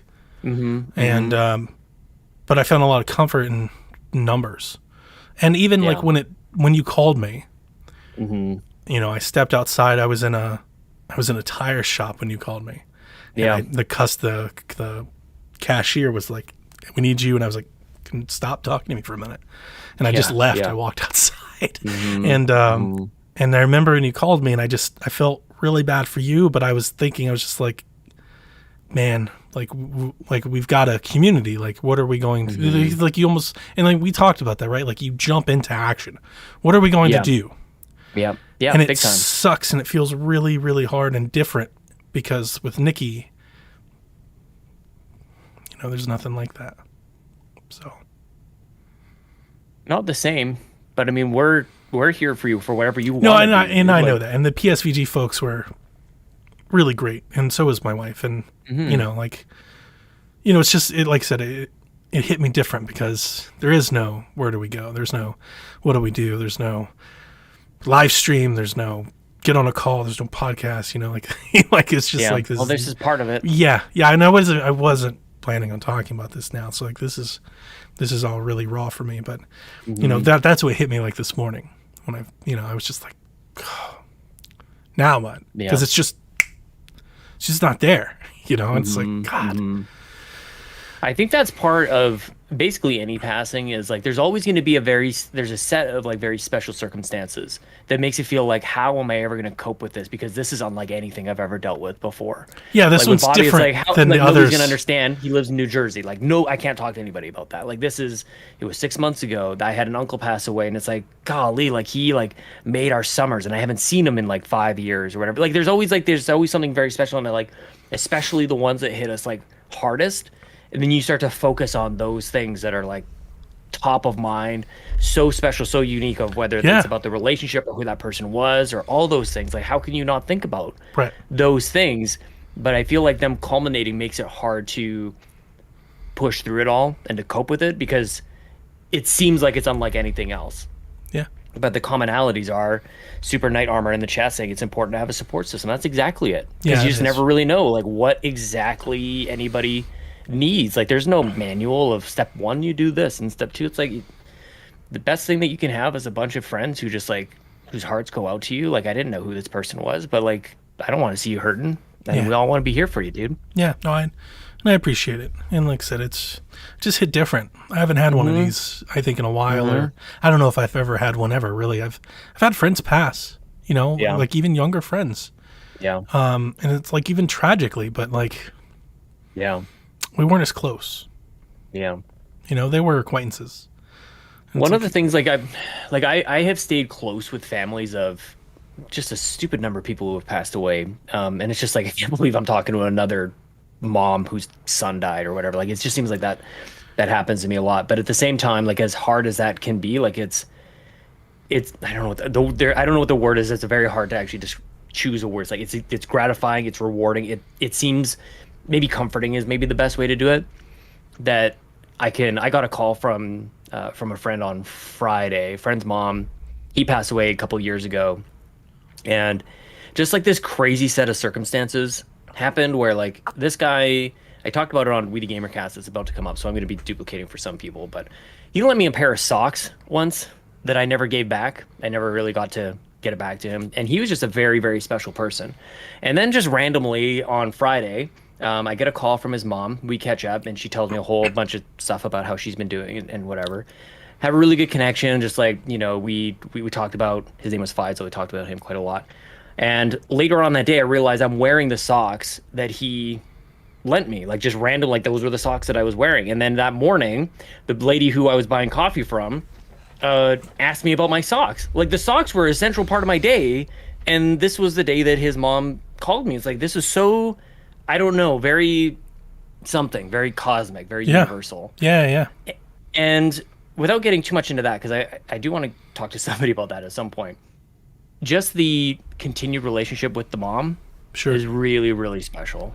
Like as much as painful as it is that he passed, and as painful as it is that's reminded whenever I chat with her, it's like that's really nice that, And that that's still there. I can connect with you on that because like her mom.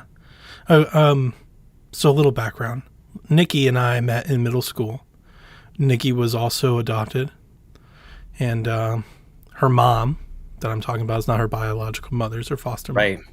Yeah. And her foster mom, Nikki found me, and we really connected on like a real chemistry level. We came from similar backgrounds, similar stuff, right?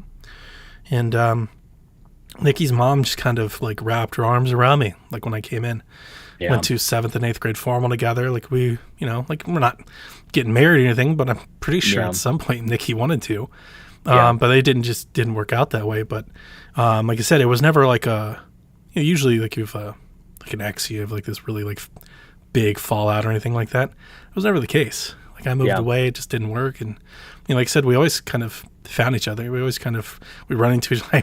Last time I ran into her once with my wife at the store. Mm-hmm. We just ran into each other. This is weird. It's like, hey, this is my ex-girlfriend, close friend of mine. That's life, man. Like, life gets a little weird that sometimes. And sure, that's the good stuff, right? Yeah. But like her mom, like I said, I remember spending lots of weekends and like time at their house, and like just the way that she supported me specifically at a time. A lot of folks don't know this about me. If you've ever listened to my DLC story, you may know a little bit. I don't want to go through it all, but to be short, like I moved a lot and I had a lot of transition in my life, especially early on. And like this was during kind of that period. Mm-hmm. So it was very seminal. Like I think it was very memorable. So when I called her and I was like, hey, and she just heard my voice and she was like, how are you? And it's like, so I can connect with you like that. Cause it was like family, it was like, we were closer than normal. Mm-hmm. So, and I think that's why. And you both know it, whether or not you have to say it or not. Maybe it comes up, but maybe it doesn't. And it doesn't matter. Like you just know. Oh yeah. And it was, and I spoke to her and I choked up and I was like, I've been trying to find you. And she's like, I tried to find you for so long, and it's just like, but it was very comforting. It was actually very comforting to me to talk, because it was like, I don't even know why I'm calling you. It's like, I really don't. I even thought to myself, like, why am I even calling her? Like, this happened, obviously happened without me. Like, I don't need to be involved. But she was like, no, absolutely, you needed to call. Like, we've been trying to find you for the longest time. She's like, I have a box of stuff with your name on it. So I'm glad I called. It made me feel a little better, at least be able to connect with somebody else on the same level, I guess, a little bit. Not on the same level as her daughter, but I don't want to overstate my, my bounds. But I hope people know what I'm trying to say. Well, and that's the other side of it as well. Is it hurts, and you always kind of have that in mind. Like, well, somebody else was closer. Oh, of course, it just doesn't, of course.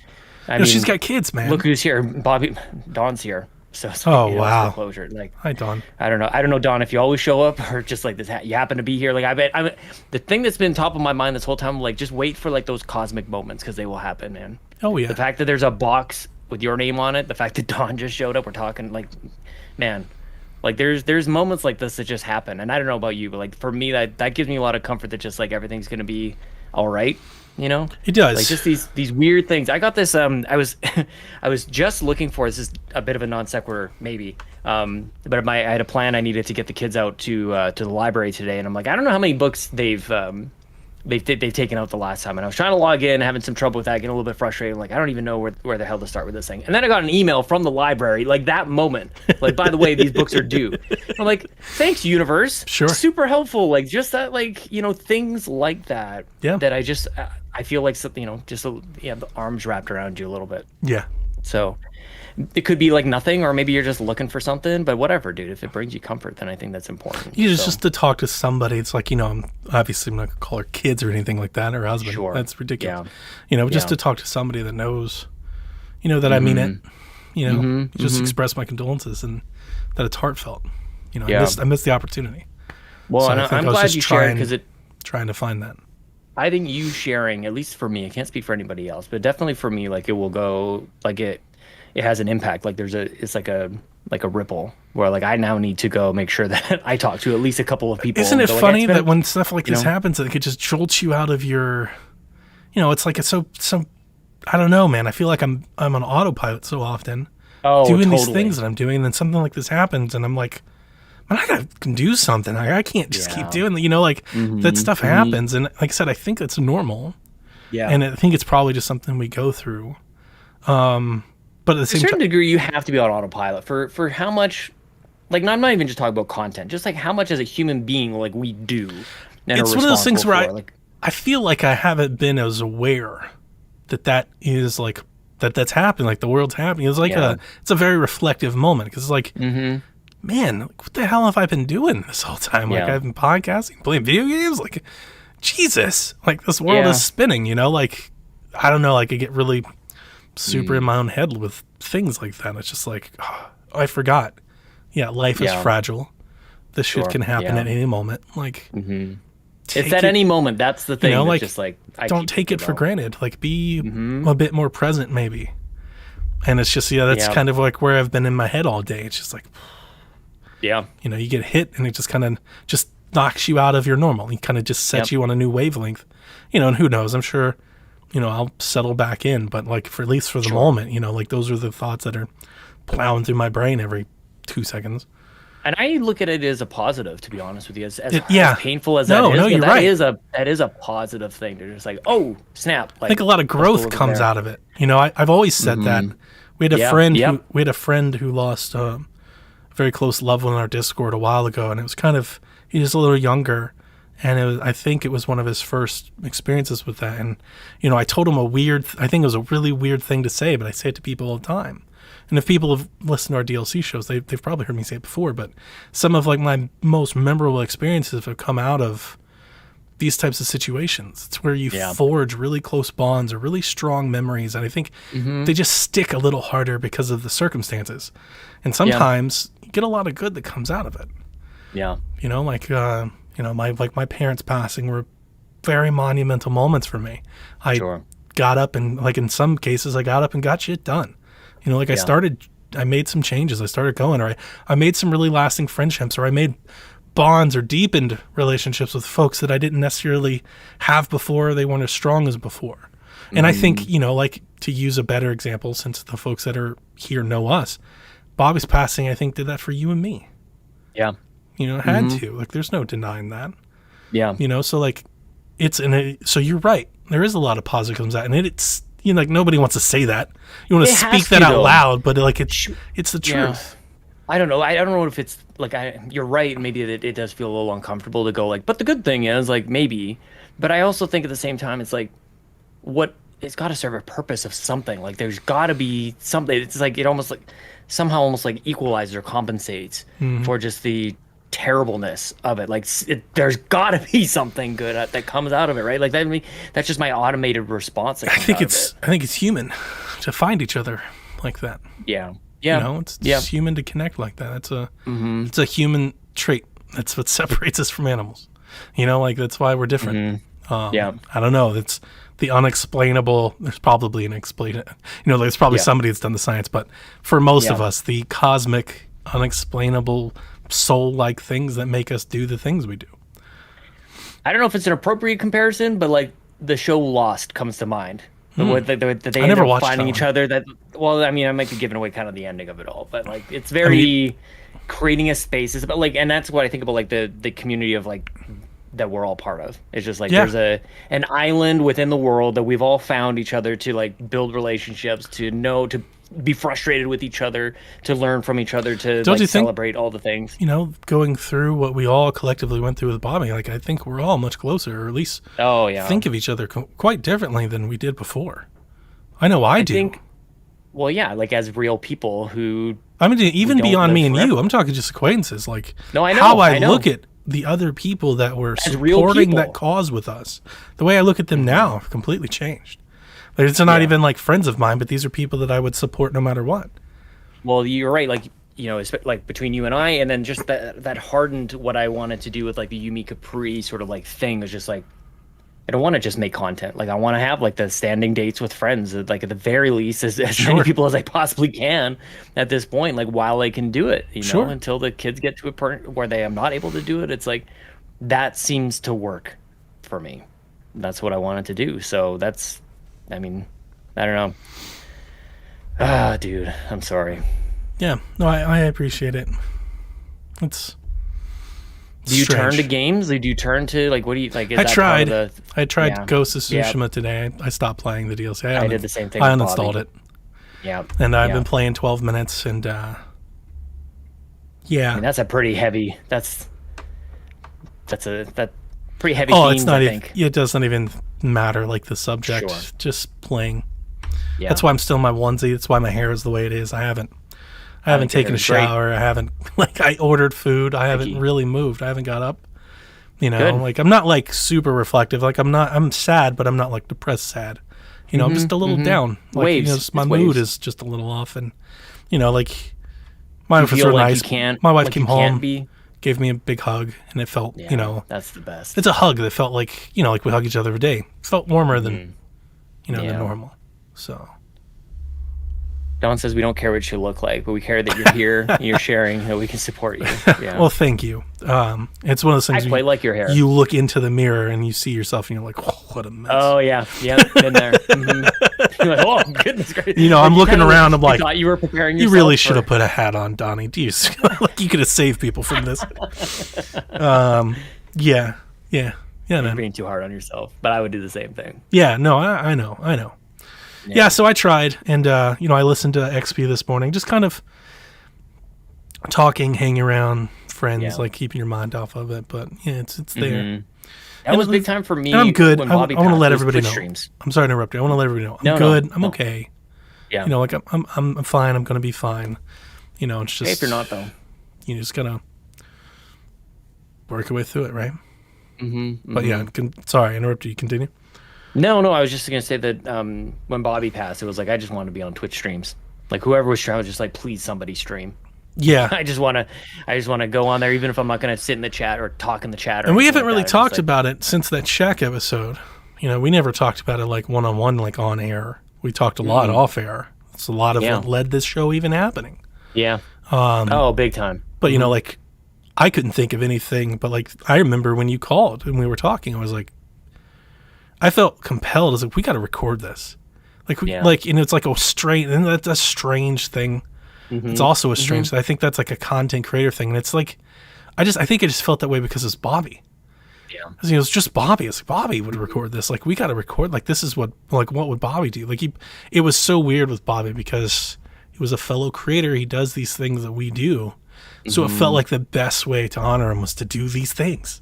Right. You know, like that was really comforting actually. Now that I have never really thought about this until now, but thinking about it now, I was adamant. I was like, we have to record. We have to stream. Yeah. Like we have to do things. Like I felt like that slap into action. Like we have to do stuff for each other, for everybody else, for his fans. Like we were all a part of this together. Like and to support you. But I was just like, I remember we were talking about it, you know, and like obviously we wanted to be very respectful to his family. Not do anything without the blessing of the family. Obviously, Yeah. that goes without saying. But with that out of the way and you know, like moved on, it's just like we have to do something because like I felt like that's exactly what Bobby would have said. I don't feel like I know. Like I think we all know that, right? Like you know that. Like just speaking it out loud, it's like, well, of course, that's what Bobby would have done. You know, like Yeah. Bobby would have done much more for less. You know, Yeah. for that, he absolutely would have taken Even the fundraiser. That was the thing about the fundraiser. I was just like, man, if it was any of us, my God, 100%. he would have done 3 days straight. You Yeah. know what I mean? Like he by himself. Like, So that there was something really, I don't know the right word, man, and I don't want to overstate it. I'm trying to Yeah. think of something, but it was just really gratifying, rewarding to. It's like you felt connected to Bobby in a way. It's just like, you know, like we're doing what Bobby would do. You know, like that's something you don't get often. That's rare, I It's like think. clear. This is what should be done. Yeah, like you know, and it's like And it something made you're sense. all doing together. You're a part of it. Like you know, it's like, you know, I've buried a few family members, a few friends. Like if you know, Yeah. like I've seen loss. Never in any of those circumstances did I feel driven to act Yeah. like I did with Bobby. Yeah. you know, and that was different. I was in a different place, which was just compounded for me, where I'm like, I didn't even know what to do. Like that's where like I tried playing games, that didn't feel good. I didn't feel like I was ready to podcast about really anything at the time. Like I didn't want to, like I really took my time to go like, okay, I don't even It's know like I what wanted to say. podcast, but I just wanted to podcast about Bobby. I didn't want to podcast about anything else. Like I just like turn Right. off the persona and let's Right. talk about our friend. Well, that was the whole thing, was like I didn't even like We the Gamercast would have been a place that would have made sense, which it ended up being. But like I didn't even want to do like the Xbox Drive. I'm like, okay, this happens, and hey everyone, it's me. It's like that didn't Of make any course. sense. No, in my that doesn't fit. Right. So Right. I recorded my podcast and just like being able to, which I just did on my own, you know, like, so I recorded a podcast with Bobby. And that's right. I was so glad you did it. You like, because I felt very supported by that. Like, because I felt like I couldn't do it. That's and what I you was just did. about to say. Well, differently. So I was out, I'll never forget this. I was out in the yard. The sun was like setting. It was a very like orangey glow, if I can make the picture. And I was just frustrated as hell, Sean. I was like trying to, I don't know, mow the grass, and like my mower quit, and I was trying to fit, and it Right. wouldn't fit. And I just, you know, like you ever realize when you know that you're angry? Like I was just like the littlest things were setting me off, and I was like, Yeah, I gotta let this go. And I came in and I sat down. My family wasn't here. There was nobody here. I didn't do it Yeah. live, and I just was like, I just gotta say some stuff. Yeah. And then I did that, and then I went and watched and listened to old episodes of Bobby. I listened to Bobby talk to me. I listened to Bobby talk to you. I listened to Bobby talk to Carol. I listened to Bobby talk to Jason. And if you have having an episode, if you have like a recording of Bobby talking to you, whoever you are, Oh, that of is course. something, dude. Great plug. Holy crap. Yeah, I haven't done it in a while. that's different. Like that's I've talked about that for years. That's a weird thing that we have doing this, is that we have that. Like your Right. kids It's will like have people who that. hold on to that last voicemail. Like you get that last voicemail Yeah. from somebody, you're like, oh, I still have that. It's like you have that for an hour, For or an hour and a half. for our or something parents with and stuff, it somebody. was like a photo. You Yeah. know, like we have live recordings. That's insane. I sat down with my grandma once. It was just maybe a year or two too late. She was a little gone. She didn't even understand that I was recording the thing, but I have it. That was always like important to me. But this is just like what we do. It exists See, on the YouTube. people are saying I did the same thing, and I think we all did. And so, like, Oh, big time. I recorded it and posted it, and then I saw other people react to me, and they're like, I want to do the same thing. And then I was listening to Yeah. their things. And then it's like, again, it was a celebration, but it was also just kind of like just like big, giant group hug. Like, we were all kind of in the same place doing the same thing. The that- thing that like struck me the whole time about it was that we were all like, in a lot of ways, many of us were brought together by Bobby, and then we were all there for each other mourning his loss. And it was just like that circularness to it was striking me the whole time. Like he was the reason we all knew each other, and that we're close enough to lean on each other. Yeah. Now that he's gone, it was just like that was, I don't know what to make of it, but other than to say that it was very profound. That's and when just I was really noticeable to happy me. when you jumped on Shaq, because I think everybody wanted to talk to you, and I obviously Oh knew yeah, why you weren't yeah. doing it. Dude, I actually forgot about I that. obviously knew why you weren't on and why you weren't doing it, and I wasn't pressing you. Like you Yeah. know, like Nobody later- was. I was not pressing you. Like, hey, let's do this. Like I knew. I was like, whenever you're ready. Remember, I told Yeah, you. I really you take appreciated 6 that. months. I was trying to tell Sean. I was like, dude, nobody will care. We will Yeah. all be here for you no matter what. Like, Yeah. you take as long as you need to. But I was like, but when you're ready, like we're here. We can talk about this. I'm here for Yeah. you. Like we can do There's whatever we something can. there's something about the friend who does that, and there's different ways to do it. It's like come on my podcast, or like they show up at your house, or they give you a call, or Mm-hmm. like they just somehow they just know like what you need at that moment. It's just like those are very, very memorable moments. Yeah, know? because you Like, were even- let everyone else know. You immediately, like almost after, like, you were almost in like immediate planning mode. Which, Oh, big time. You know, and Shocking. I told you, I was like, I know what you're doing, and like, and I'm happy. Like, if this is what is helping you, like, keep doing it. I was yeah, like, but Babbitt it's, said the same thing. but I was like, but at some point, you're gonna need to get through this too. I was like, so, you know, and I remember you were like, well, do I do this? Do I do this? Do I take off? Do I not do this? And I was like, Yeah. yes. The answer is yes. Whatever you want to do, Sean. Whatever. The answer is whatever you want to do, we will accept. And There's no that's the- wrong like, answer here.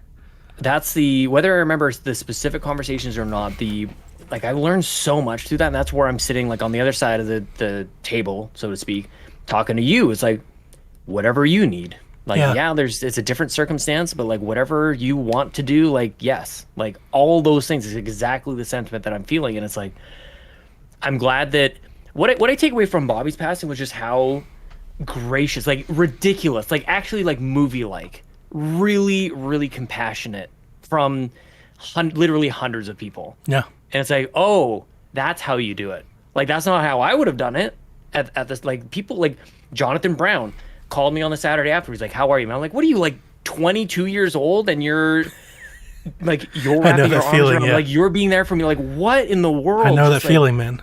really, really profound stuff of like really teach. And I like to think that I'm like, I hope to think that I want to be there for people, but people really showed me how to be there for people in that moment, you know? And this conversation has me like reflecting on those things as well, because I don't want to forget those. It was obvious. It goes without saying. You were so close with Bobby that I think all of us collectively like had our heart go out to you. You know, like we all knew that. You know, like yeah, but again, like there's so many people. Everybody like that.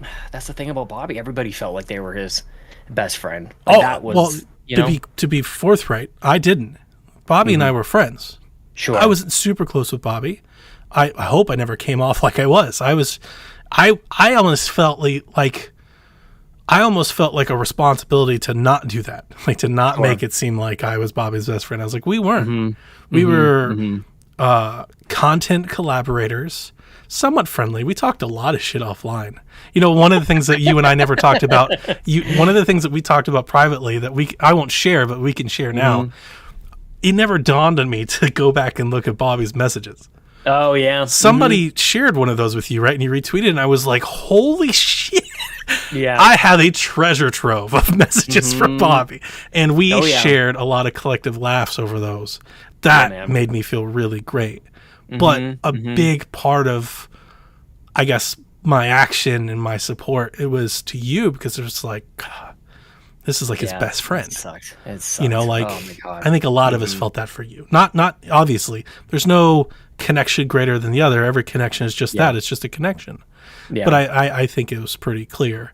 Well, it's my nature to like deflect a little bit too, but like, you know, Ollie podcasting with every week. Toby was there from day one, of course. You know, and for many reasons and good reasons, Toby walked away from content creation, and like that he kept coming up in my mind. It's like, yeah, I continued to podcast with Bobby, but I wouldn't even know who Bobby was if it wasn't for Toby. Like when I started listening to the Geekcast and all these other things, like yeah, like I couldn't help but be mindful about all of that stuff. But Kato is in the chat saying I just went through all my messages with Bobby last night. That's a trip, man. It's hopefully good. For me, you know? it was really, I don't know, uplifting is the right word, because it was more than comforting, because it took me out of the shock of like the loss and put me back into like oh yeah, me and Bobby, this is what we do. We talk shit about things, and we hit each other, and we'll take stabs at each other, because Bobby could dish it and take it. He really could, and so can you. And we did that. I don't know. I don't think I could do it as much as he did, but we did that a lot together, privately, and that made me feel, I don't know, just a little bit closer to him than I think I was feeling at the time. I was like, oh yeah, all of this happened, you know, and it was very podcast specific. It was very Nintendo specific, obviously. That's where our Venn diagrams cross. Yeah. But like I always said, I always looked at Bobby as like a true rival, man. I loved podcasting with him because you had to bring it.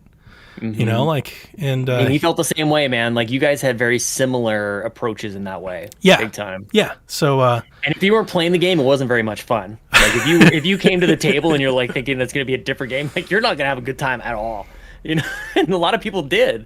A lot of people showed up at the table not understanding like what the rules were, what language people are speaking, how, you know, Bobby had a list. He had like a hit list on his he had like a little like notepad. He's like, Nintendo dads are at whatever 3,500 subs, and Patrick was at whatever, and all these other people are like, he had it written down, you know, and he's just like, I'm after it.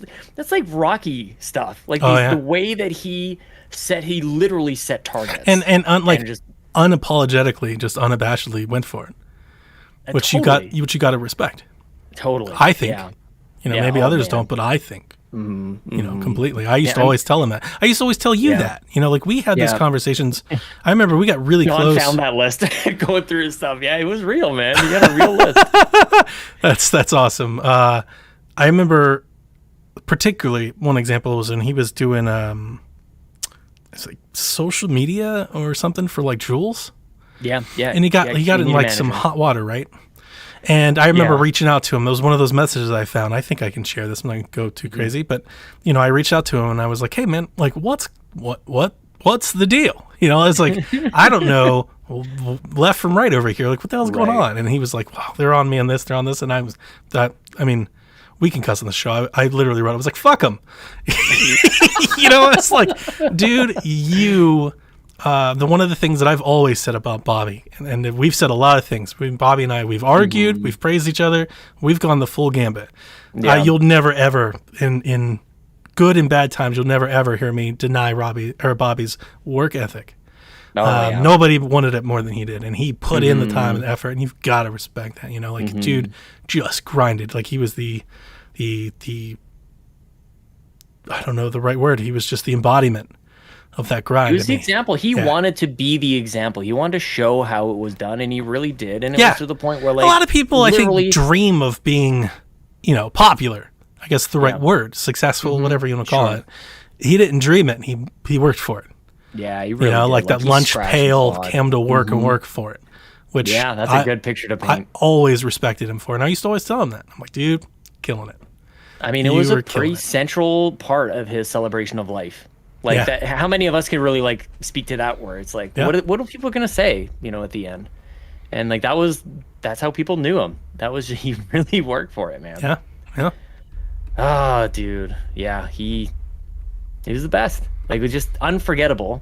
Again, like, just what motions were put into place for us to all like meet.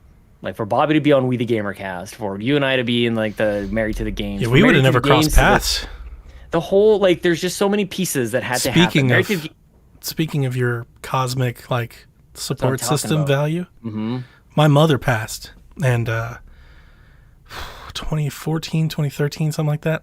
I had to go back to Ohio for the first time in a decade. I hadn't been back to Ohio basically since they'd taken me from my mother. yeah. I had to go back to Barrier. The MTG community supported me in a way that I had never felt before. I had complete strangers open up their house to me.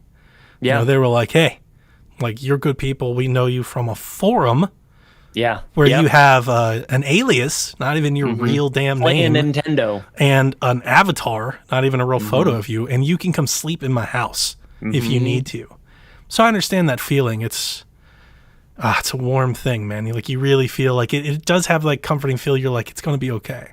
You know, like, and it almost gives you just like a lot of faith in like good, you know, like that you don't always have like in Yes. this world. And you're just Yes. like, it's going to be okay. So I know I knew exactly what you were describing when you were describing that outreach because I felt it before. Yeah. And that is kind Yeah. of what this fabric of these things we do can build. Doesn't always happen, but can. And for Bobby, it most certainly did. So, shameless plug. This is why people have got to get to Rome, New York, Extra Life. These things don't happen all the time. Good plug. It feels, I don't know, it feels almost shameless to say it, but it's definitely. It's not shameless. You're almost doing the thing. Well, the thing is, and it's a charity thing anyways, but what I'm really trying to like impress upon people is there's been a couple people I'm like, you should be there this year. That's You me. should come. He's And telling me somebody- all the time, and I don't go because I don't stream and I don't Extra Life. So I So feel like it's not the those place are terrible for me. excuses. Yes, those are terrible excuses. The other excuse or the other response that I'm getting from people is like maybe next year. And it's like I are could you- see that this year, Pardon though. me. Pardon me. Well, so you're right in terms of Yeah, like like where we are now, it's Sure. Maybe a little different than it was even like a month ago. yeah. Even a month ago, it was way more hopeful 4 weeks ago than it is right now. So in that sense, that's actually not what I'm trying to tear down. I know. That is a I know. valid thing. But if you can go, if you are like if we can do it in a safe way, don't let it pass you up, man. Yeah, you're Like, right. That's the thing. That's really what I'm trying. You got to to make impress. those moments while you can make them, because they're not And I guaranteed. know that people who were there in 2019 are glad that they were, because for a lot of people that was the one and only time that they were able to spend a couple hours next to the dude. Yeah, you know? man. Like, he I was know there. he wanted me to go, So like I feel you. You've always wanted me to go. Bobby explicitly told I've got the messages. He wanted me to go. Like I know the feeling. Like you are. I know you're sharing this, everybody, and I back you up and support you. It doesn't mean I'm going to go, but I understand exactly the reasoning why you're doing this. And I have like an internal clock, like a quarterback, bringing back to the sports, like where it's just like, oh, it's been a while since I talked about this. We need to get together. Like this.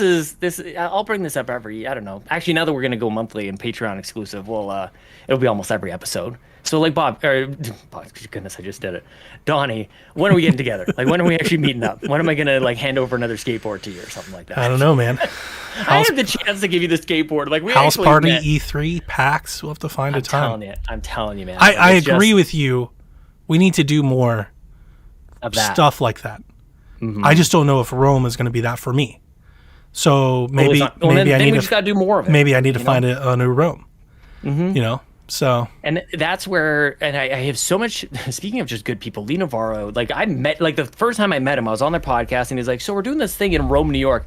And actually, I don't even think he specified, just like upstate New York. He's like, he kind of just tossed it out there. And I'm like, I don't think you have any idea where I am in the world right now. He kind of said like, if you're ever around like upstate New York, and I remember laughing out loud, like, are you insane? You know how far that is? I don't just like ride my bike around upstate New York. This is not a thing. And like, we just met, you don't know Sean, who if you're in the I am. neighborhood.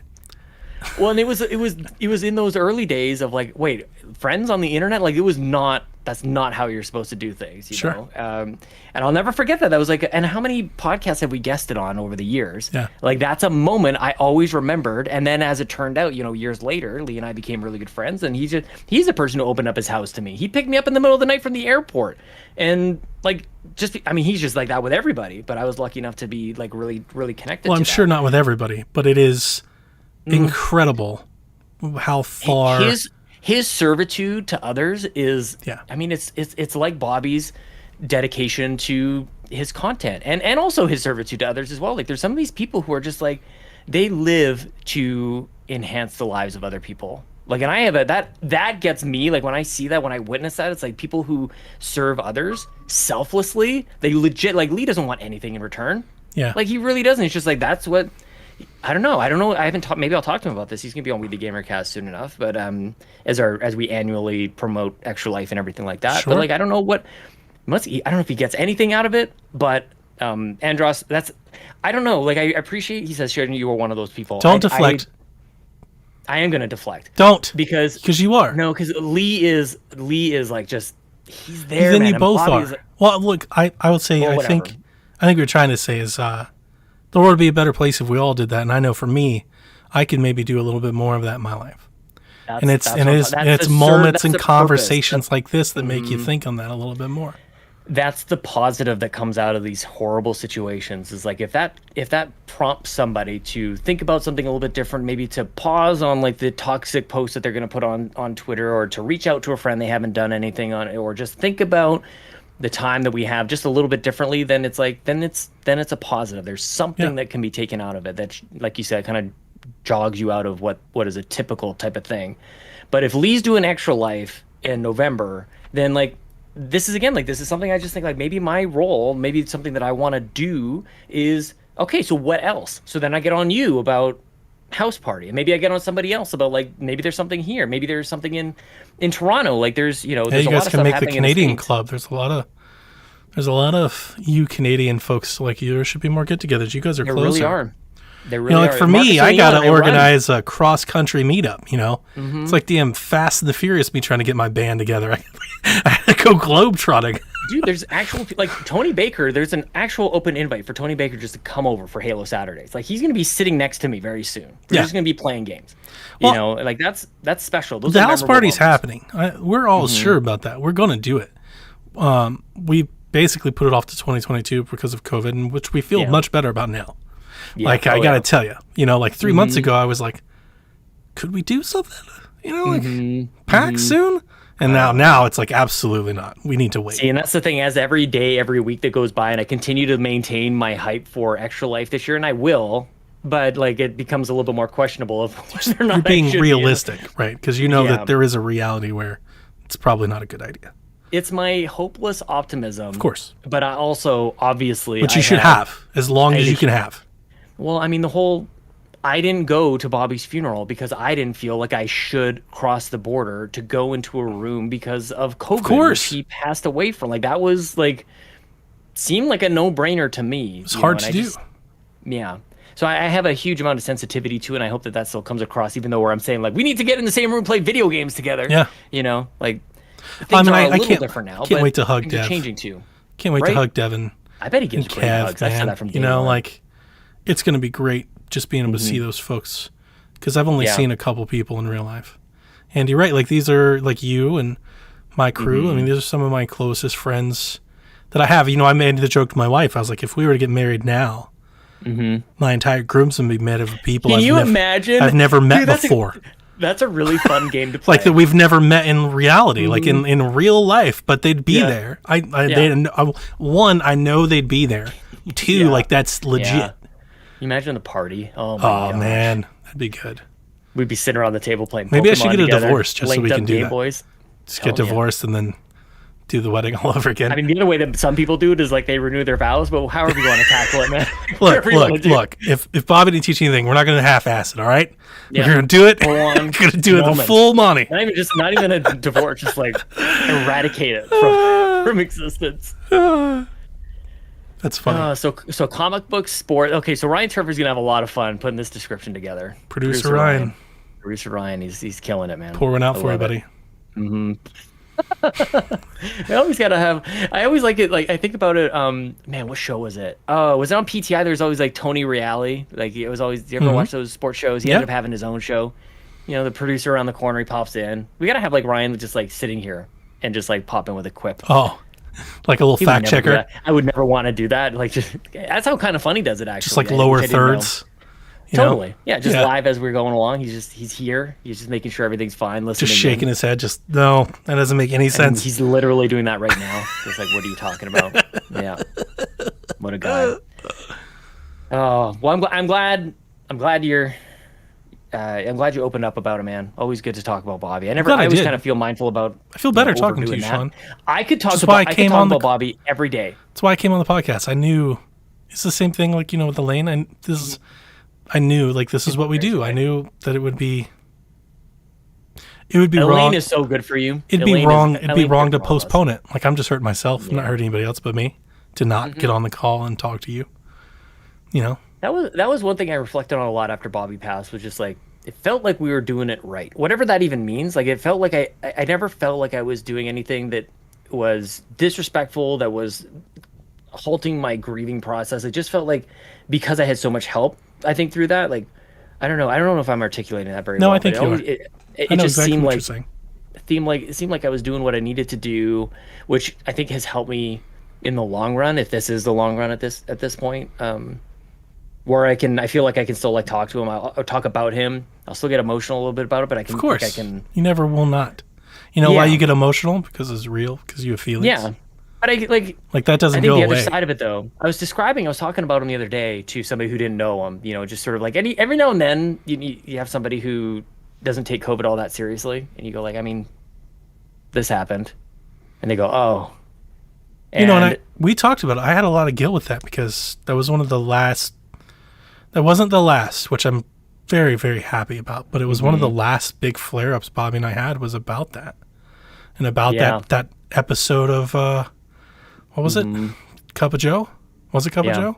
Where you guys were talking about it, and he was talking about pandemics and lockdowns, and it was, you know, like he was very skeptical and hesitant. And you know, for somebody in my role in my job, you know, I privately took him to task on that. And I pushed back on him hard.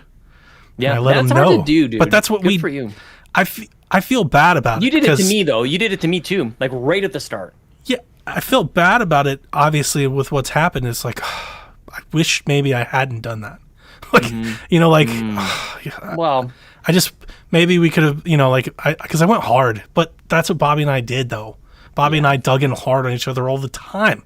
yeah. God, if I said something he didn't like, he'd be the first person in my DMs to let me know, and I'd Yeah. do the same. You know, Yeah, oh, like yeah. you know, like that was our relationship. So it's like it's very true to us.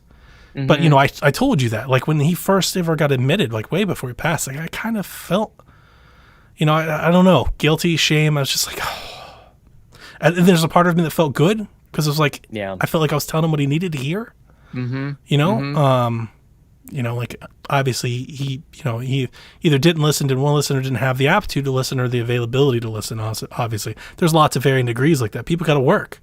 You know, I don't blame him for it, obviously, but you know, like I just, it was like, man, like you got to take this serious, bud. Like, and I was trying to give him all these facts and all these science, and I'm sure he was just like, shut up. Well, I don't know, like, because I talked to Chelsea about this quite a lot too, and like his take on it was complicated, I think, as well, because he would often talk to me about how like they set up the plexiglass, and then people would like try to like get around it to talk to him, and he would be frustrated by that. Of course, right? So it's, and I'm talking that Cup of Joe episode to put it in context for people that don't know. It was early, way before like shit got real, and way before Bobby got sick. Go back and listen to podcasts in like February of 2020 when PlayStation was pulling out of PAX because of this coronavirus and all these other there things. There are lots of people that are like, you're overreacting. This isn't, you know. So this was then.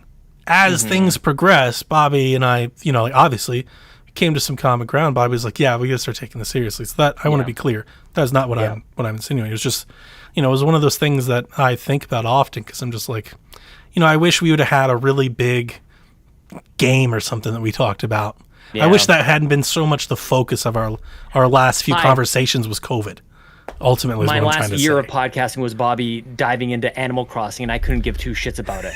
So that's a big part of it for me too. Because I try to say that kind of laughing, but like if I he wanted me on really Breaking Bells, and I have so many messages. I was like, Bobby, I don't care. Well, and there's comments in that show below of it, like, oh, Bobby's going on about Animal Crossing, and Sean just has this look on his face. It's like, that sucks, man. Like, there's years of podcasting with this guy, and it's the last moments that we have are it's just like the game I could not. I think about that because so much of our conversations there, our last conversations were about COVID. He'd ask me questions, I try to give him answers and stuff like that, and I'd just be like, God, why couldn't a Zelda game have released? Why couldn't we have talked about Zelda? You know, like that. That's ultimately, that's something that sticks with me. Well, then we can just direct a lot of our anger and whatever towards Nintendo for not giving us what they needed to give us in time. Like there was better Animal Crossing game. Yeah. Well, dude, he was so big mad at me. Some of my I get a really like a happy cry going when I see his messages. When we dropped Shaq after Animal Crossing release, he was so fucking mad at me. He was so big mad at me. He's like, I can't believe you'd say this. You didn't even play the game. And I look back at those messages now fondly, you know, because that was our true sense of relationship. You know, he's taking me to task, which respect. Many of us have done all the things. We've had good cries together. We've screamed, like Bobby and I have. If people thought that they've heard the stuff on the podcast, like that is like a 6 on the scale to 10 on like intensity. I don't think I ever hit a 10, but us three, dude, we've had to get on calls late at night to hash. That's what it is. It's calls. Yeah, I remember. Not private messages, not texts. Like we need to talk. Yeah, and like that's. I mean, part of me thinks like I'm glad that I don't focus on those in such a negative way. I don't look back on those like, why did we fight like that? It's just like that is what it was, and at the very least, you know how I explain that, right? Like with boys. You're not best friends until you've hit each other. Like that's just true. That's just a part of the journey. Like you got to roll around a bit. My best friends, you know, we've all done that. We've all been there. It's so true. It's not something that anybody like looks forward to do. Like, of course not. And you don't want to be better friends with you. You don't think about it in the end. It's just a part of it. It's a part of that natural cycle. And I think I don't want to speak for everyone. Obviously, I don't want to say a blanket statement. I think most people know what I'm talking about. Yeah. You know, because you don't reach those level of fervor without care. Yeah. You know, like if you don't care about somebody, you don't even let it get that far. Because what do you care? It's just a natural part of that. Like, you know, like you get into it and it makes you stronger.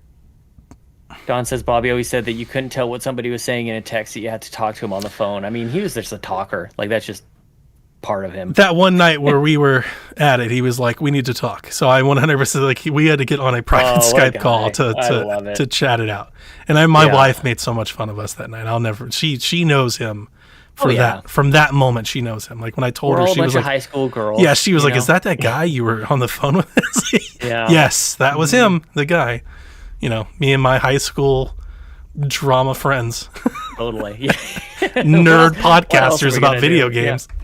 Pay attention to our own families? Like, no way, man. We're gonna What do I do? Take care of these gotta win kids? we God, gotta win no. these battles, dude. I gotta tell him why his opinion on the Zelda game is wrong. Exactly, dude, and that's what I think. That's what I. There's a feed. Everybody should, if they weren't aware of it already, it's the like Be Our Guest, which is when Bobby was a guest on all the other shows. We've kind of got a bit of a collection there. There's an episode where Bobby's on Nintendo or Dad Crossing. Nintendo Dad started an offshoot called Dad Crossing. It was dedicated to Animal Crossing. Bobby jumps in. I think it was like their first episode or maybe their second episode, and they're like, okay, so the game is finally here. And the two guys are hosting. It wasn't Justin Master or any of the main guys. It was these other two dudes. And so they're talking back and forth. They're like, yeah, what do you like? Maybe 10 hours in or 7 hours in, like, yeah, like I'm really enjoying it. Bobby comes strutting in. Yeah, I signed up with a Japanese account. I've been playing. I've got 47 hours into this game. Like, here's what happens to you, like what you're gonna experience over the next Big 3 slam. weeks. Oh, dude, I just love it. And like, I listened to it when it first came out, and especially coming back. You know, it's like a lot of people kind of, when you say like Bobby was really into Animal Crossing, it's like, go listen to that, and it really brings it to light. Oh, like, how much he was into it. Like, he knew everything. He's like, this is what I'm gonna do. And he had his plan. Like, dude, he laid out his entire plan when we were driving from Rome, New York back to his house in November 2019. He's like, this is what I'm gonna do. And I gotta get my, he always said the word museum really great. I don't know if anybody's ever caught on, like his New Jersey museum. I loved it. Oh, dude, he said certain words like that, just those things that jump out. Even the way he said Sean, I love the way he said my name. I think a lot of people like the way people say their own name, but he's like Sean. Like, yeah, I don't know, I can't even do it. But museum always jumped out at me. Golly, the last thing he did was like on Twitter was promote my stuff. I know he was like he was diagnosed with pneumonia, and Kato says I love how he said museum. See that? I now need to hear it. Like I need to go find something. Yeah. He said it off. He said it off, especially with Animal Crossing. His last tweet was retweeting my unboxing for Xbox. And our last Discord is me asking him if he could share, and he's like, I already did. That was it. Like, it's just like. That's my last, I remember I sent you a screenshot. My last message with him, he told me to have a good show. We were chatting about, he wanted me to come Breaking Bells. I was telling him no. And then he asked me about, I think about Caro's appearance. And then we were chatting about a game. And then if I can recall it correctly, something was happening with my daughter. And I was telling him about my daughter at the time. I don't remember. Either we were arguing or she had a big thing. I don't remember that part of it. But we were just chatting about family. And and I was like, I hate to cut you short. I got to run. I was like, I got a podcast. And he was like, I get you. Have a great show, brother. That was like the last thing. Love it. That was the last thing we said to each other. Yeah. Of course it is. And that's just it. Like, you look at it, it's like, that's pretty fitting. Yeah, no, I was that you had a podcast. Really happy that we didn't end in an argument. We didn't end in a talking shit or anything. It was just a very nice matter of fact. Like, have a good show. Oh, what a good guy. You know, golly. Yeah, you're right. Well, it felt good talking about it, man. Here for you for whatever you need. Thank you. You want to just jump? You want to jump on a game? I know you don't do multiplayer, but if you want to do something, we didn't talk about any of this Halo stuff. I can't wait to record Wednesday. Oh snap! Yeah, Forgot all about it. Save it for Xbox Empire, I guess. You got, how many episodes of that left? Yeah, you got 2. Well, look, why are we saving anything for Empire at this point? Dead man walking. I can't believe it. I'll believe it when I see it. When you actually like take it offline, whatever that even means. I mean, you'll still have the episodes up for people. Yeah. Warframe, Robbie Bobby Miller. Dude, when Robbie Bobby Miller's been on Warframe for a while, a couple people have, and Bobby Pauls was, he's just so great. This reminds me of even at Extra Life, Preston, Skinny Matt's kid, cute little Preston goes, hey, Bobby, can we play 50cc Mario Kart? Bobby turns right back to him, dead in the eye, and goes, no. Clearly as possible, just not even considering it. Sorry, kid. Definitely not happening. And he did the same with Robbie Bobby Miller about Warframe. And I don't think I'm putting on a front when I say to Robbie Bobby Miller, like, I would really like to play Warframe. I just haven't gotten to it yet. Bobby takes it totally opposite. I'm on Bobby's side. Absolutely not. He's just absolutely not. Absolutely not. Just play fucking Warframe. Get out of here with that mess. Dude, it looks good. I used to love, when he was streaming regularly, I used to love. I would like just sit in his chat and lurk sometimes, and just sometimes he would like just get on these really long rants where he basically just berate the folks in the chat, and they're so funny. I know. People lined up for it. They just like, please, Bobby, roast me. Like, oh, it was really, really good. That was just it. Like he turned like people who came in with like as almost looking like trolls in the YouTube comments, and like they became patrons. I used to troll him about Animal Crossing. I think that's where I met Kato. Because like I would come into the chat and he'd be playing Animal Crossing. Like, can we play Splatoon or something? Like, get out of here with this trash. And then like his entire chat would like light me up. He's so mad. You do not upset the Animal Crossing. And then we'd go back and forth. Me and Bobby, like he'd start talking, and I'd be like, "Ugh, anything else? Like, have you played Luigi's Mansion yet? Like, what the hell is going on?"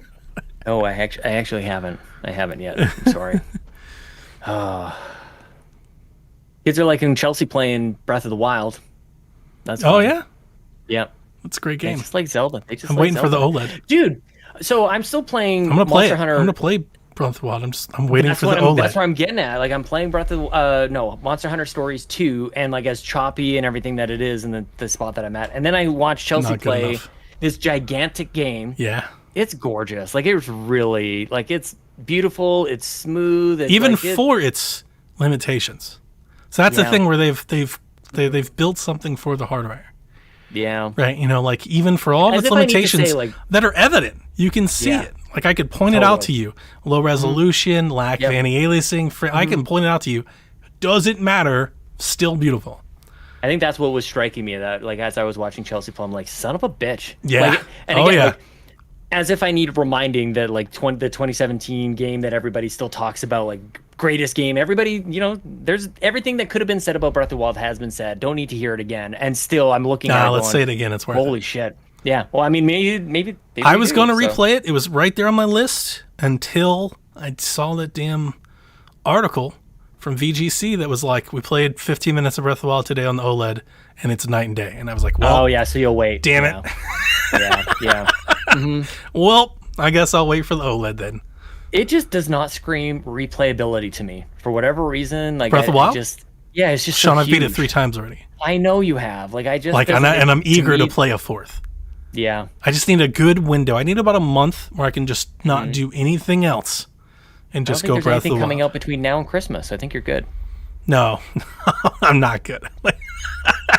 I've got the tier set up. I think some people might have been expecting us to do the whole like how we're gonna rank the games that are coming out, what our hype. Oh, I forgot all about that. Yeah, it's set up. So that's that. Well, I thought, but I'm pretty sure that when we talked about it last week, I think you said 29th. I don't know why that's in my head, but I'm pretty sure that's what you said. Okay. That may be the.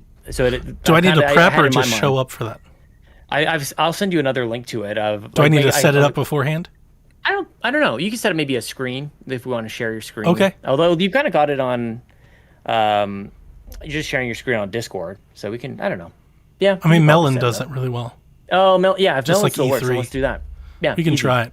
We tried it with Garrett and it failed miserably. So, like, we can try it though. It's probably Garrett's fault though. Garrett thinks it's Garrett's fault. Garrett's like, I think it's my internet. Like after all the trying, he's like, I think it's my internet. So Wi-Fi. It might be Wi-Fi that. internet. It might be that. Yeah, Garrett, you might want to get that checked out, man. He's about to move. Just sort your stuff out. He's got that new laptop. He bought the same laptop I got. You guys have matching laptops. Yeah, so we do. That's how you do it, man. I love it. Is it right there? Wait, is it Waze? No. Is that it? Look at that. Beautiful Hey, laptop. look at you. Like you lifted that up like it was a clipboard, man. That is light and oh man, slick. Beautiful. Very fancy. Yeah, nothing quite like having a nice. And you got the nice like laptop little stand thing that props it up. That's a must. Like when you watch review videos, every YouTuber has one of these damn things. Nobody plays it sitting on the desk. What are you, some schmuck? No, totally. You know, like you got to buy the fancy tech stand. Yeah, well, what was it, like $25? No, it was like $12. Maybe 50? No, it was way cheaper than that. Yeah, so I got this little 50 Canadian dollars. And it matches, and it's aluminum and silver, and I got matching controller, and you got to do it, right? I'm telling you, man, there's nothing quite like we could have talked about this for a couple hours. I spent all night, I think it was Wednesday night, redoing this space. I added I've been there a bunch. I added one monitor and it was catastrophic. I was staring at all these cables because I did such a pristine job of cable management before. I was like, I had zip ties like every 6 inches. just like I didn't want anything dragging, no nothing.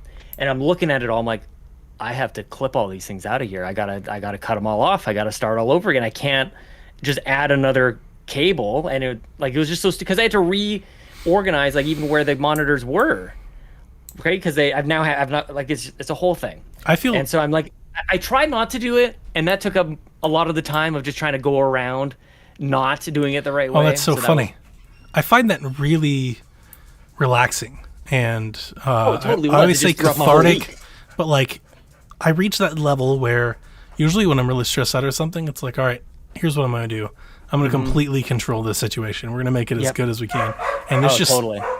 boy, there's tons of, it's just very rewarding to just rip it all Control the down. situation.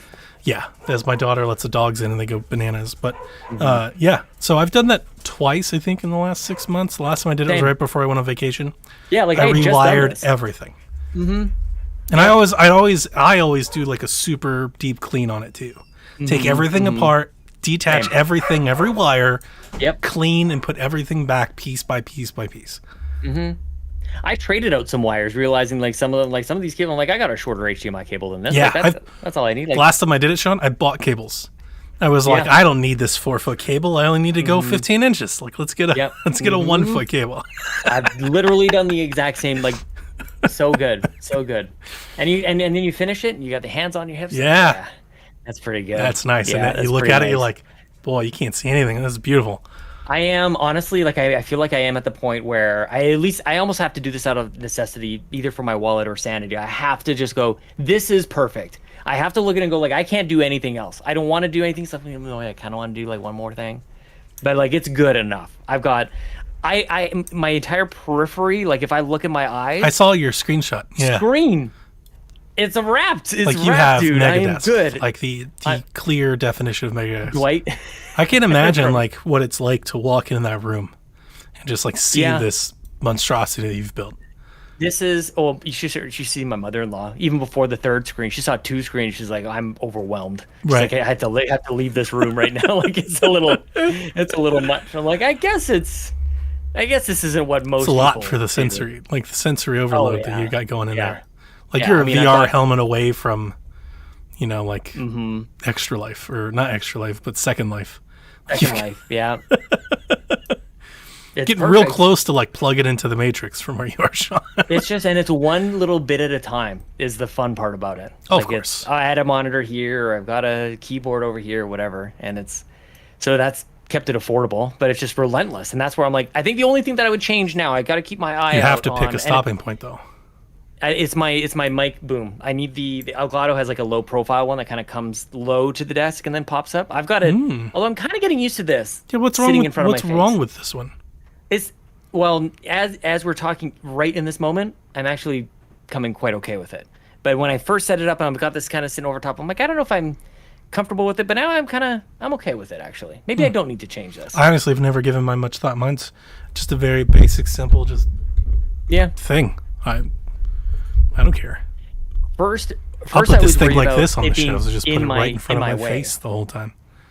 Well, now I've got a monitor like straight in front of me. Where when I had 2, both were kind of like 45 degrees away from me. If I was looking at the center of each monitor, when there's 2, neither one of them was like center to my eyeball. Oh, now gotcha. I've got you and the monitor, like everything's like right in the middle. So the mic can sit kind of off center here. But when I had 2 monitors, I Look couldn't at have it in Devin my in the face. chat.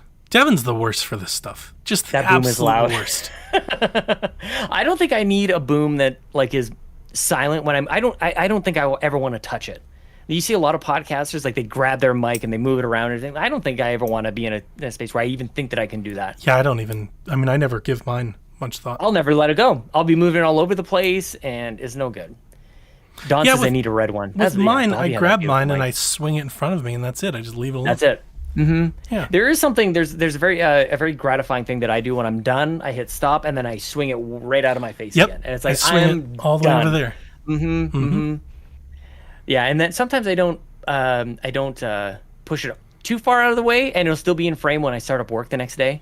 I'm like, oh, what's that thing? Because I don't use the mic for work. So Sure. for the most part, it's just I don't want to be too over the top. People can just see the shit in the background. Yeah. So, For me, my stand has nothing to do with function. It's just like need something to put my mic on.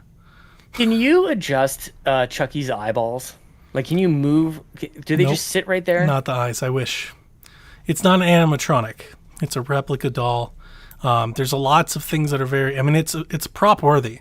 So like it came with a certificate of authenticity and everything. Sure. It has the same clothes and the same shoes, like the same molds from the original doll, same stitching and everything. But it's not animatronic. It doesn't have eyes. It does. It is foldable. Like I can make him stand. I can move his hands and they'll stay in place and stuff like that. So what I'm after is I need you to like tilt his head or something so that the eyeballs look directly into your webcam. That's what I was trying to do. Are they not now?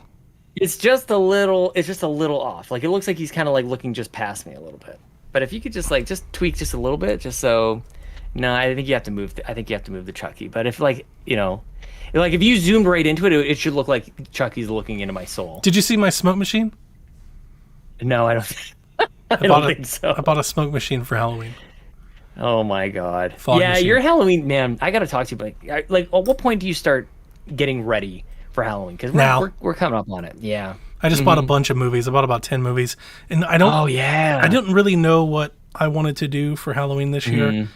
With the way things are going, it might be a lot like Halloween last year, where we put out like a stand, and people could come pick up. Like we weren't actually there.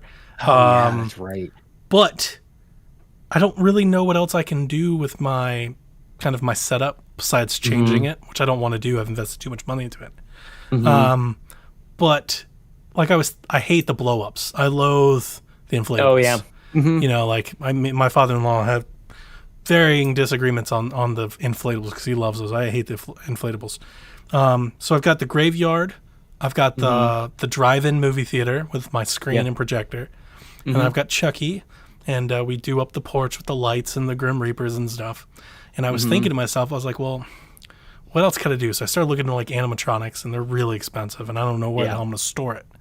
And I was like, what about a real fog machine? Like a professional, low to the ground fog machine. So I picked one up on eBay. And I was out in the yard testing it. Excuse me. I was out in the yard testing it the other day. I took that photo. Dude. I let that thing run like 4 times. Where is this photo? Is it in your Discord? Yard. It's on my Twitter. I did a video. What the heck? The video was what it looked like on its very first run. It was like its first 15 seconds. I gotta find this. You know, because it runs at like every 15 seconds, like every 45 seconds. Oh, that's awesome. I'm just looking at it right now. Yeah. Oh, that's awesome. You got to recharge it. Now, I put ice, like regular ice cubes in for that one. But obviously, Halloween, I'll pull dry ice and the fog will fall. Oh my god! It'll fall faster. So the idea is that I'll put it on the porch, it'll run, and as the smoke comes off the porch and down the stairs, it'll fall down into the yard. How did I miss this? This was 2 days ago. Holy cow, dude, that's amazing. Thank you. I love it. I was very excited about it. Speaking of things that like you sort of just you continuously add on to, like it's not like you my just Halloween setup is that for sure. And every year I'm thinking, I'm like, what can I do next? What can I do next? My wife is like, you've done it. It's good. Like, just leave it alone. Just keep doing it. My mind goes to like you're gonna have to like dig holes in the ground for you to like crawl up out of as kids are. Well, I told her I think my ultimate, like if I could have my true wish, my ultimate wish would be to turn the walk to the house into a haunted house. Yeah. Like actually do like an enclosure and everything, and you gotta like walk down the tunnel and stuff. That might be asking way too much, but I used to run haunted houses, if you didn't know. Yeah. And I did that for a couple years, and I had a lot of fun. And I would love to. I would like to do that again. I think that's like retired Donnie. Yeah. Like in my post work, I'm just gonna like either work at a haunted house or run one. Yeah. Oh, I love it. But yeah, no, I get ready now. I've I keep a list of horror movies that I either haven't seen or that I think are like important and stuff. Because because you've listened to Decade of Horror, but October is usually like, I always love watching horror movies, but October, obviously, I pencil in and I zone in, and it's usually a really good time with my wife. Yeah. I actually pick a bunch of different movies across a bunch of different horror genres, a bunch of different time periods. Yeah. And I kind of give her like an education on different like genres of horror each year. Loop me in on this, man. I know it's a couple months away, but like, and you're not probably going to do another decade of horror We this are. year. Were you watching movies at We about this are. time last We year? are. Oh, Yeah. you are? Ooh. So there will be a decade of horror I want to that, know. I want to know. that will go out October 1st, Oh, where we snap. talk about our favorite horror movies from the year and we give you our recommendations for your Halloween season. Nice. It'll go out for Yes. patrons. I already have Yeah. that in the works. Yeah, nice. Because you got to. You got to prepare in advance. Yeah, yeah. You can't just whip it out. Generally not good advice. I don't No, think. no. There's very few places where that You gets You over. just whip it out. Probably not. Not like Lincoln. Sometimes you just like, gotta go. All right, dude. You got a couple years of that left, maybe. Right? Right? What a joyous time. Yeah. You're like, yeah. the world's my oyster. It's everything. Yep, you did it today. Yeah, We the were out world, for a walk, catching society's going to Pokemon. quickly tell you to stop that. Probably not such a good idea. But I'll just tell everybody across the world that's what he did today. He's proud. He just, doing Is his that what thing. he did? He does Yep, this? yep. Fire truck. But all the fires. Oh man, I love that kid so much. Oh, man. That's amazing. I love that. So fun. Yeah. Went to Oh, the library today. We had a sweet hang with the kids today. Sean, who does he learn that from? You know what? Sean, This you is should just have boy been like his instincts. mother. Was that from his mom? Yeah. You had the Learned golden opportunity. He learned to pee from his mom. Yeah. And here you are, like, you know what? It's a thing. No. It's just a boy thing. It's just like the same as dogs lift their legs. And boys, they'll get the whole of the Just urinal, swing. Mm-hmm. You can't leave anything uncovered. Maybe they're just an OCD kids. Oh. Hashtag dad life. All right. Well, maybe I'll see the kids before they go to bed. That might be a move I should do. Yeah, man. You ready to bounce? I think that was good. I think that was good. I Thanks, very Ryan, much for enjoyed producing enjoyed the hang, Sean. Yeah, same here, dude. Thanks, Let me know folks. if you need anything. I'm here. Whatever you need. Everybody's here for you. Whatever you need, man. Appreciate it. Play Halo with us. Absolutely not. Well, we can't. That was the end. That was the end. Ryan, that's the end of the show. All right, folks. We'll see you next week.